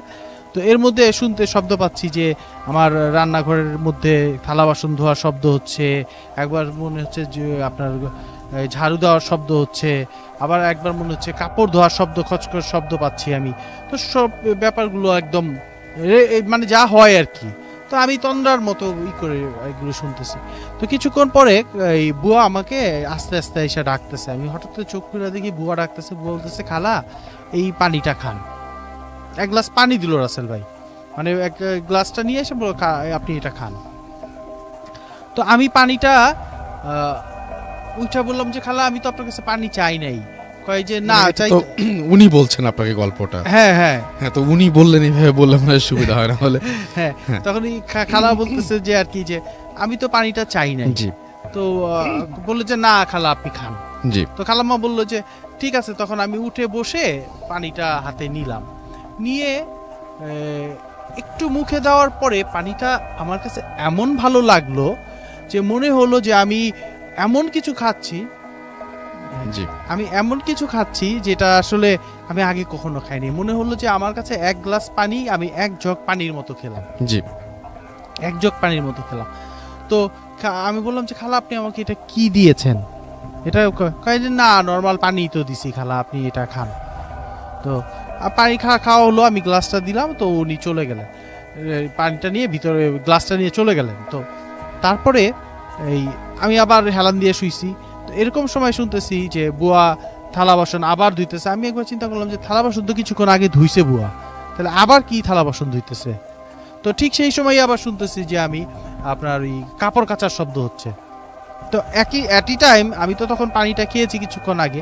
আর রাসেল ভাই এখানে একটু বলি যে খালাম্মা বললো যে এই পানিটা খাওয়ার পরে তার শরীরের মধ্যে এমন একটা আরাম বোধ হইলো যে এর আগে যে কষ্টটা ছিল, এই পেটের মধ্যে বিভিন্ন ধরনের ব্যথা ছিল, এই ছিল, হ্যাঁ চলে গেল। তো উনি করলেন কি ওই শব্দ শুনে ওইখান থেকে উঠে আপনার রান্নাঘরের ডাইনিং স্পেসটার মধ্যে থেকে রান্নাঘরটা দেখা যায়। তো উনি তাকায় দেখলেন যে রান্নাঘরে ওই বুয়া কাজ করতেছেন, আপনার থালা বাসন ধুইতেছেন। তো উনি ঘুরে আবার ওনাদের যে পিছনের বারান্দা আছে, ওই বারান্দার দিকে যখন যাচ্ছেন, ছেলের রুমের যে আপনার ওয়াশরুমটা আছে ওইখানে যেয়ে দেখেন যে বুয়া আপনার কাপড় কাচতেছেন। তো রাসেল ভাই চিন্তা করেন একজন মহিলা একই টাইমে আপনার রান্নাঘরে আপনার থালা বাসন ধুইতেছেন, আবার উনি সেকেন্ড টাইম একই সাথে দুই জায়গায়, একই সাথে দুই জায়গায়, এবং খালাম্মা বলতেছেন যে আমি এটা কি দেখলাম। তো যাই হোক, সেদিনের মতো ঘটনা এইখানেই। বুয়া তারপর কাজ টাজ করে চলে গেছেন, আর আমি মনে করলাম যে আমি হয়তো ভুল দেখছি। তো রাতে যখন আমার হাজবেন্ড আসলেন, আইসা বললেন যে আমি তখন একটু ঘুমাই গেছিলাম, উনি এর মধ্যে আসছেন, হাজবেন্ড আসছে, আইসা বললো যে ছেলে তো ঘুমাচ্ছে, তুমি কি করতেছো। তো আমি বললাম যে আজকে আমি না, মানে উনি বলতেছেন। তো উনি বলতেছেন যে আমি তো এই ঘুমাই গেছিলাম, বুয়া আইসা কাজ করে। হ্যাঁ, তোমার ঘর দেখে আমি বুঝছি যে বুয়া আসছিল। যাক, বুয়ার কি হয়েছে? মেয়ের কি একটা সমস্যা হয়েছিল। রাতে শোয়ার সময় আমি হাজবেন্ডকে বললাম, জানো একটা ঘটনা ঘটলো আজকে। আমি দেখলাম বুয়া একই সময়ে রান্নাঘরে কাজ করতেছে, আবার এক সময় দেখলাম যে সে কি বলে আপনার বাবুর ওয়াশরুমে এসে কাপড় কাচতেছে। তখন আমার হাজবেন্ড বললো যে দেখো, তোমার শরীরের অবস্থা বেশি একটা ভালো না, তুমি কি দেখতেছো না দেখতেছো এগুলো নিয়ে মাথা ঘামায়ও না, যে আল্লাহ আল্লাহ করে আমি ঢাকায় ফোন করছি, আম্মারা আসতেছে, তারা তাড়াতাড়ি করো। পরের দিন রাসেল ভাই বললো যে উনি ঘুমাইছিলেন, খালাম্মা ড্রয়িং রুমেই ঘুমাইছিলেন, ওনার বেডরুমে ঘুমাইছিলেন। তো বুয়া আইসা ওনাকে ডাকতেছেন, দরজা কিন্তু লক ছিল। রাসেল ভাই একটু মার্ক করেন যে দরজাটা কিন্তু বন্ধ, এবং বুয়ার ঢুকার কোনো নেই। ওনার হাজবেন্ডের কাছে চাবি আছে, কিন্তু বুয়া কিন্তু ঘরের ভিতরে ঢুকতে পারেন। উনি ওনাকে ডাকতেছেন যে খালা, কাজ শেষ। বলতেছে খালা, আজকে যেই কাজগুলো কি কি কাজ করব। তো আমি কিন্তু তখন বুয়ার দিকে তাকায় বললাম যে ও বুয়া আসছেন, আচ্ছা কিভাবে আসলো না আসলো এগুলো আমি তখন আর খেয়াল করিনি। তো বুয়া আমাকে বললো যে খালা, আমি কাজগুলি করি, আপনি এখানে এই নেন। আপনাকে একটা প্যাকেট দিল খালাম্মার কাছে, একটা প্যাকেট বললো, এটা কি? কয় খালা, এটা আপনার জন্য আনছি, আপনি একটু খান। কয় এটা কি? কয় আপনি আপনার জন্য আনছি, নেন না, একটু দেখেন কি। তো আমি প্যাকেটটা খুলে, খালাম্মা বলতেছে যে আমি প্যাকেটটা খুলে দেখলাম যে ওইটার মধ্যে তেঁতুল, আর কি ওই যে পাহাড়ের ভাজে ভাজে যে তেঁতুল গাছটা হয়, খুব ছোট আকারে, কিন্তু তেঁতুলগুলো অনেক মিষ্টি হয় বলে। তো খালাম্মা বললো যে আস্তা তেঁতুলের খোসা সহ তেঁতুল, এক চোপ্পা তেঁতুল। তো তেঁতুলটা আমি বের করে বললাম, খালা আপনি কিভাবে জানলেন যে আমার তেঁতুল খেতে ইচ্ছা করছে? আমি গত রাতেই চিন্তা করতেছিলাম যে আজকে আপনি আসলে একটু টাকা দিব, আপনি খেতে বাজার থেকে তেঁতুল কিনে এনে দিবেন আমাকে। খালা, এই সময় মাদের কি খেতে হয় আমি কিন্তু জানি, আমি তো মা হইছি। তো আমি করলাম কি, খালামা বলতেছে যে আমি একটা দুইটা তেঁতুল খুলে মুখে দিয়ে মনে হলো এত মিষ্টি যে আসলে নর্মাল তেঁতুলের মতো স্বাদ না ওই তেঁতুলের। তো উনি বললো যে খালা চলে গেলেন কাজে। তো কিছুক্ষণ পরে আমি ওইখানে শুয়ে আছি, হঠাৎ করে আবার গতকালকের মতোই আমি শুনতেছি যে বুয়া কিছুক্ষণ ঝাড়ু দিতেছে, কার্পেটের উপরে ঝাড়ু দিতেছে, তারপর ওই যে রান্নাঘরে কাজ করতেছে, আবার আপনার বাথরুমে কাজ করতেছে। তো আমি হঠাৎ করে বললাম কি, এই কালকে যে দেখলাম বুয়াকে, আমার মনে পড়লো যে কালকে যে দেখলাম একসাথে দুই জায়গায় কাজ করে, আজকে দেখি তো তাড়াতাড়ি। তো উনি রাসেল ভাই উঠে রান্নাঘরে যায় দাঁড়াইলেন, যারায় দেখে যে বুয়া ঠিকই রান্না করে ওই যে আপনার থালা বাসন ধুইতেছে, পানি কল ছাড়া কল পড়তেছে, পানি পড়তেছে, উনি ধুইতেছে। আর ওনার দিকে তাকায় একটা হাসি দিল বুয়া, যে বুয়া আর কতক্ষণ হাসি দিল। আমি আবার ঘুইরা যখন বাবুর বাথরুমটার মধ্যে গেলাম যেখানে কাপড় ধুইতেছে, যা দেখি না ওইটা কিছু নাই, দরজাটা বন্ধ, ভিতরে কোনো কিছু। আমি বললাম ও আচ্ছা, আমি হয়তো ভুল দেখছি। আমি যখন আবার ওইখান থেকে ঘুরে ডাইনিং স্পেসের মধ্যে আসছি, ঠিক তখন আপনার বাবুর বাথরুমটার মধ্যে থেকে কাপড় ধোয়ার শব্দ আসতেছে। তো আমি করলাম কি, ঘুরে আবার তাদের খালামা বলতেছে যে আমি ঘুরে আবার বাবুর বাথরুমে যখন গেছি, তো তখন দেখি যে বুয়া ওইখানে কাপড় দিতেছেন, বসে আমার দিকে পিছন ফিরে বসে কাপড় কাচতেছেন। তো রাসেল ভাই, একটার সাথে একজন মহিলাকে দুই জায়গাতে দেখাটা কিন্তু একটু নরমাল না। হ্যাঁ, আর ওই শরীরের অবস্থাটা যদি ওরকম থাকে, তো বুয়া তখন খালামা বলতেছে যে এইটা দেখার পরে আমার কোনো হিতাহিত জ্ঞান নেই, আমি আবার আর কি কনফার্ম করার জন্য ইয়াতে আসছি, কি বলে রান্নাঘরে এসে দেখি যে বুয়া ওইখানে দাঁড়ায় আমার দিকে তাকায় একটা হাসি দিছে। এইটা দেখার পরে আমি আর নিজেকে কন্ট্রোল করতে পারি নাই, তো আমি ওইখানে পড়ে গেছি। তো এরপরে আর কি সেই দিনই খালাম্মাকে আর কি খালাম্মা বললেন যে ওনাকে হসপিটালে ভর্তি করা হয়েছে। তো ওনার হাজবেন্ড আইসা দেখছেন উনি ফ্লোরে পড়ে রয়েছেন। তো আপনার ওনাকে হসপিটালে ভর্তি করা হলো। ওনার যে এই মেয়েটা হইলো আর কি, আমার বন্ধুর যে ছোট বোনটা হইলো, তো উনি এরপরে ছেলেকে নিয়ে স্কুলে যখন গেছেন, আশেপাশে স্কুলের যে অন্য বাসায় কাজ করতেন বুয়া, তো তাদের সাথে কথা হওয়ার পরে তারা বললো যে বুয়া তো প্রায় 1 মাস আগে ধরে আমাদের বাসায় আসেন না আর কি, অন্য যে বাসায় এগুলো কাজ করতেন, কমিউনিটিতে যে বাসাগুলোতে কাজ করতেন। তো তারা বললো যে 1 মাসে তো আসছেন না। তো খালাম্মা বললো যে 15 দিন আগেও তো বুয়া আমার বাসায় কাজ করে গেল, আমি হসপিটালে ভর্তি হওয়ার আগে। তো তারপরে ওনাকে হাজবেন্ডকে দিয়ে উনি এটা করাইলেন, অনেক খোঁজ খবর করে বুয়ার খবরটা নিলেন যে খবর নিয়ে দেখলেন যে ওই বুয়ার যে একটা মেয়ে ছিল অটিস্টিক, তো ওই মেয়েটা এবং ওই বুয়া একটা বাস অ্যাক্সিডেন্টে মারা গেছে রাসেল ভাই। কিন্তু এই 1 মাস আগে তারা মারা গেছেন, 1 মাস ধরে কাজ করেছে, তার বাসায় কিন্তু একটা সাপোর্টটা দিবেন। জি, তাহলে এই সাপোর্টটা কে দিল? জি। এবং খালাম্মা আরেকটা জিনিস বললো যে আমার যে মেয়েটা হওয়ার পরে এইটাই হলো আমার কাছে খুব ভালো লাগছে, যে আমি ও তো আমার ছোট বোনের মতো, বিয়ে হয়ে গেছে, ওর সাথে যখন স্কুলে কোনো ঘটনা ঘটতো, জি বলেন, হ্যাঁ স্কুলে যখন ঘটনা ঘটতো তখন রাসেল ভাই এটা কি আসলে সেই ঘটনা? দেখেন ওই যে ওই ঘটনা কিন্তু খালাম্মা আমাকে বলছে যে আমি কোনো হুজুরের সাথেও শেয়ার করি না, এটা শেয়ার করলে অন্যরকম ঘটনা ঘটতে থাকে। হ্যাঁ, এটা কিন্তু আমাকে আসলে খালাম্মা বলছে যে আমি কিন্তু এই পর্যন্ত কারোর সাথে শেয়ার করি না ব্যাপারটা। তো এই বোনটার সাথে কেউ যদি কোনো রকমের মিসবিহেভ করে, ইভেন দো ক্লাসের টিচাররা যদি মারে, তাহলে তাদের হাত খুলে যায়। খালাম্মা তার মেয়েটাকে কিছু বলতে পারে না। হ্যাঁ, তো রাসেল ভাই, তো এই ছিল আজকে ঘটনা। Thank you so much. আমরা চলে যাব ডক্টর আলিফের কাছে, আমাদের হাতে সময় খুবই কম, অনেক অনেক গেস্ট আজকে, আমরা চলে যাচ্ছি ডক্টর আলিফের কাছে। জি বলবো ভাইয়া? জি ঘটনা বলবো। হ্যাঁ জি। আচ্ছা, আমার যে থার্ড স্টোরিটা সেটা হচ্ছে আপনার গোপালগঞ্জ জেলার আর কি, শেখ জাহিদ নামে একজন আমাকে এই ঘটনা পাঠিয়েছিল। এটা তার দাদার ঘটনা, 1987 সালের ঘটনা, এবং তিনি পেশায় ছিলেন একজন গ্রাম্য ডাক্তার আর কি, গ্রামের ডাক্তার। মানে ওই সময় একটা ট্রেনিং নিয়ে তিনি গ্রামের গরিব, মানে যারা ঢাকায় আসতে পারতো না, একটা প্রাইমারি ট্রিটমেন্ট করতেন আর কি। মানে এমবিবিএস ডক্টর ছিলেন না, মানে গ্রামের ডাক্তার ছিলেন আর কি। তো রেগুলার সময় মাগরিবের, মানে রেগুলারলি তিনি রোগী দেখেন মাগরিবের আজান, মানে মাগরিবের ওয়াক্ত পর্যন্ত নামাজ পড়ে সে মোটামুটি তার দোকানটা বন্ধ করে বাড়ি চলে আসেন। ওই দিনও ব্যতিক্রম কিছু না, মাগরিবের নামাজ শেষ করে দোকান বন্ধ করতে যাবেন, এমন সময় দেখা গেল বাইরে, তার দোকানের বাইরে কয়েকজন লোক এসে দাঁড়িয়ে আছে এবং তাকে নিয়ে যেতে এসছে। বলে যে পাশের বাসে অমুক খুব অসুস্থ, এবং উনিও জানতেন যে উনি অসুস্থ আর কি, যে উনি খুব অসুস্থ, আপনি তো আমাদের সাথে চলেন আর কি, ওনার অবস্থাটা দেখেন কি অবস্থা, মনে হয় সময় নেই আর। তো উনি বলে দোকান বন্ধ করে ওনাদের সাথে গেলেন, এবং বাড়িতে যাওয়ার পর দেখলেন যে উনি আর জীবিত নাই আর কি, যে লোকটার জন্য গেছেন আর কি। তো যেহেতু জীবিত নাই, তো এখন দাফন কাফনের জন্য লোকজন সব ডিসিশন নিচ্ছে, এবং ঢাকা শহর থেকে আত্মীয় স্বজন এবং ওনার 2 ছেলে ঢাকা শহরে ঢাকায় থাকতো, এই জন্য গোপালগঞ্জে যাওয়া পর্যন্ত ওয়েট করতে হচ্ছে। তো জানাজা হয় রাত্র 1টার দিকে, রাত 1টার দিকে জানাজা হওয়ার পরে কবরস্থানে কবরস্থ করার পরে ওনাকে ওই বাড়ির লোকজন বলে, যেহেতু রাত্রে বাড়িতে যাবেন আপনি থেকে যেতে পারেন। তখন যেই আমাকে ঘটনা পাঠাতেন তার বাবা তখন ছোট আর কি, যে আমার ছোট, তার বাবা না সরি তার চাচা তখন ছোট, বলে আমার বাচ্চা ছোট আছে বাড়িতে, আমাকে যেতে হবে, আমি চলে যাব, সমস্যা নাই, আপনি টেনশন করেন না।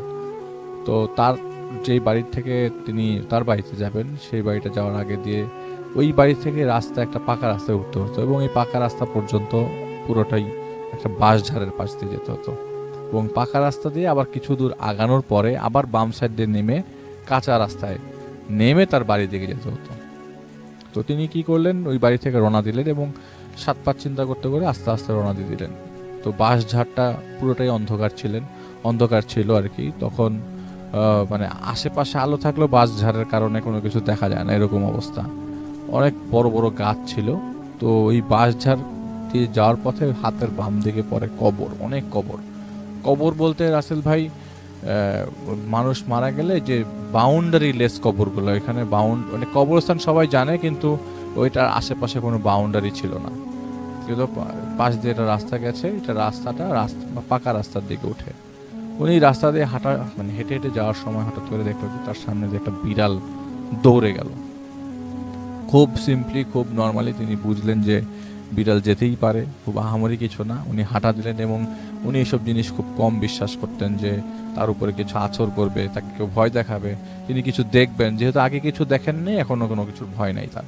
তিনি হাঁটতে হাঁটতে পাকা রাস্তায় ওঠার আগেই আরেকটা কুকুর তার সামনে দিয়ে পার হয়ে যায়। কুকুরটা বেশ বড় সাইজের, রাস্তা পার হয়ে যায়, এবং তিনি পাকা রাস্তায় আস্তে আস্তে চিন্তা করতে করতে পাকা রাস্তায় উঠে যান যে এখন কোনো প্রবলেম হয় না, এখন তো পাকা রাস্তায় উঠে গেছি, পাকা রাস্তা থেকে নেমে গেলে তো আমার বাড়ি 4-5 মিনিট। পাকা রাস্তা দিয়ে কিছু দূর সামনে আগাতেই তিনি দেখলেন যে ওই বিড়াল কুকুরগুলা, বিড়াল না কয়েকটা কুকুর তার সামনে দিয়ে আসছে এবং তাকে কিছুটা বাধা দেওয়ার চেষ্টা করছে, জেন না বা কিছু ঘেউ ঘেউ করে তাকে তাড়ানোর চেষ্টা করছে যেখান থেকে চলে যাওয়া কিছু একটা। তো তাদের বাড়িতে যাওয়ার পথে হাতের ডান দিকে একটা শ্মশান ঘাট পড়ে এবং শ্মশান ঘাটের সামনে যেটা গেট ছিল এরকম যে উনি যে ভাইতে বাম দিকে নামবে আর ডান দিকে পড়ে শ্মশান ঘাট। তো উনি হঠাৎ করে দেখলেন যে শ্মশান ঘাটে একটা লাশ পড়ছে। তো এতক্ষণ ধরে উনি হাঁটছে, তার কাছে মনে হচ্ছিল তার পিছনে কেউ হাঁটছে। কয়েকবার সে পিছনে তাকায়ও যে পিছনে কেউ আছে কিনা, উনি দেখে যে না, পিছনে কেউ নাই। এরকম একবার পিছনে ঘুরেই ফেলে যে মনে হচ্ছিল পিছনে কেউ আছে, বা 100 গজ 200 গজ পিছনে কেউ হাঁটছে, কিন্তু পিছনে তাকে দেখে না, কেউ নাই। তো হঠাৎ করে এই শ্মশানে আসার পর তিনি দেখলেন অনেকগুলো মানুষ, লম্বা লম্বা অনেকগুলো মানুষ একটা লাশ পোড়াচ্ছে। তিনি খুবই মানে রিল্যাক্সড হন যে নাকি আসলে ঠিক আছে, লোকজন পাওয়া গেল, কাউকে পাওয়া গেল। তো উনি শ্মশানের পাশ দিয়ে দেয়াল ঘেঁষে হেঁটে যাচ্ছে, যে এমন সময় দেখলো যে লোকগুলা, ওই যেই লোকগুলা লাশ পোড়াচ্ছে এবং যে লাশটা ইভেন পুড়ছে তাকে প্রপারলি দেখা যাচ্ছে, কারণ লাশটা যখন পোড়ায় তখন পুরাটা কাঠ দিয়ে ঢেকে ফেলা হয়, কিন্তু ওই লাশটা প্রপার মানে পুরো কমপ্লিটলি দেখা যাচ্ছে এবং তার চারিপাশে যে কয়জন লোক ওই লাশ পোড়াচ্ছিল তারা তার দিকে তাকিয়ে আছে। তিনি একটা পর্যায়ে ওভারলুক করে সামনে শ্মশান ঘাটটা ক্রস করে গেলেন। ওয়েট এ মিনিট, শ্মশান ঘাটটা যে ক্রস করে গেলাম, এই শ্মশান ঘাটটা তো অনেকদিন যাবৎ বন্ধ, এখানে তো কোনো ধরনের লাশ পোড়ানো হয় না। এলাকার লোকজনরা সবাই এই জায়গায় লাশ পোড়ানো বন্ধ করে দিয়েছে, কারণ সরকারের খাস জমি এটা, এখানে লাশ পোড়ানো যাবে না। কিন্তু এইখানে লাশ পোড়াচ্ছে কেন, লাশ পোড়াচ্ছে কে? তাইলে উনি কি করলেন, প্রায় 50-60 গজ দূরে হাঁটার পরে পিছনে তাকালেন এবং চোখগুলা কোথায় পজিশন করা কিন্তু বোঝা যাচ্ছে না দূর থেকে, কিন্তু তার কাছে মনে হলো ওই যে কয়জন লোক এই লাশ পড়ছে সেটা তার দিকেই তাকিয়ে আছে। তিনি কি করলেন, পাকা রাস্তা থেকে নেমে কাঁচা রাস্তায় নেমে গেলেন তার বাড়ির দিকে। এই পর্যায়ে তার কোনো প্রবলেম হলো না, বাড়ি পর্যন্ত পৌঁছে গেল এবং বাড়ি পর্যন্ত পৌঁছে যাওয়ার পরে বাড়িতে যে তিনি অজ্ঞান হয়ে যান, যে এরকম ঘটনা তো তিনি আগে কখনো ফেস করেন নাই। পরের দিন বা বাড়ির লোকজনদেরকে নিয়ে যান ওই শ্মশান ঘাটে, যে আদৌ কোনো কিছু পুড়েছিল না কেউ দিন এখানে পরে, কারণ যদি আপনাকে আজকে কেউ পোড়ায় তো পরের দিন আপনি দেখতে পারবেন যে আপনার অনেক কিছু পোড়া জিনিস পড়ে থাকে। তো লোকজন নিয়ে যায়, গিয়ে দেখে যে আদৌ ওখানে কিছু পোড়া ছিল না এবং পুরানো অবস্থায় কিছু পাওয়া যায় নাই। এটাই ছিল রাস্তায় ছোট ঘটনা, যদি আমি ছোট করে বলেছি। এবং এই শ্মশান তো অলরেডি পরিত্যক্ত ছিল, তাই না? পরিত্যক্ত ছিল, অলরেডি পরিত্যক্ত ছিল। কি মনে হয় আলিফ, এটা আসলে কারণটা কি হতে পারে? এবং আমি শেষ করিনি রাসেল ভাই। আচ্ছা শুনি। হ্যাঁ। তো কাঁচা রাস্তাতে যাওয়ার পথে, তার বাড়িতে যাওয়ার পথে, হ্যাঁ, তো বাড়ির গেটের ঠিক 100 গজ সামনে একটা লোক মানে দাঁড়ানো অবস্থায়, আগুন মানে দূর থেকে মনে হচ্ছিল যে আগুন জ্বলছে, কিছু আগুনের পাশে কেউ দাঁড়িয়ে আছে। তো উনি কাছে যাওয়ার পর যেটা দেখলো যে যেই মানুষটার লাশ পোড়াচ্ছিল সেই মানুষটা কাঠ ওই জায়গায় দাঁড়িয়ে আছে। সেই মানুষটাই, কিন্তু প্রপারলি বোঝা ছিল না আদৌ সেই মানুষটা, কিন্তু এই কিছুক্ষণ আগে যাকে দেখলো লাশ পুড়ছে তিনি কাঠ ওই জায়গায় একজন মানুষ দাঁড়িয়ে আছে। এরপরেই তিনি অজ্ঞান হয়ে যায় এবং বাসায় যেয়ে বলে যে আমি এই ঘটনা ফেস করে আসছি গতকালকে রাতে। এমন না যে তিনি আগে কখনো পজেস ছিল বা তার ফ্যামিলিতে কোনো এরকম কেউ পজেস হয়েছিল বা তিনি আগে কেউ এরকম ফেস করেছে, এরকম আগে অনেকবার রাতে ঘটনা ঘটেছে, কিন্তু এর আগে তিনি কখনো এরকম কিছু ফেস করেন নাই। পরে লোকজন নিয়ে যাওয়া হয় এবং ওই শ্মশান যে সেখানে আগে পোড়ানো হতো, ওখানে দেখে বাড়িতে তালা মারা এবং ওখানে কোনো চিহ্নই নাই যে কেউ ওখানে লাশ পুড়িয়েছে বা সামথিং। এটাই ছিল ঘটনা। ওকে।